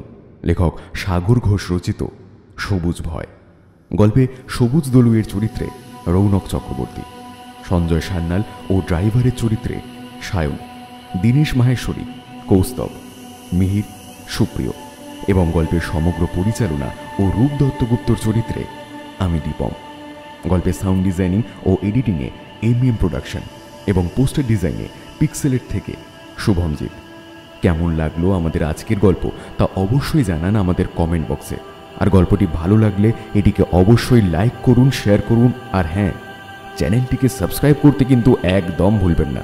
আমরা আবারও হাজির হব এমন নানান ভিন্ন স্বাদের গল্প নিয়ে। ততদিন stay safe and stay tuned into মৌলিক ই মিডিয়া।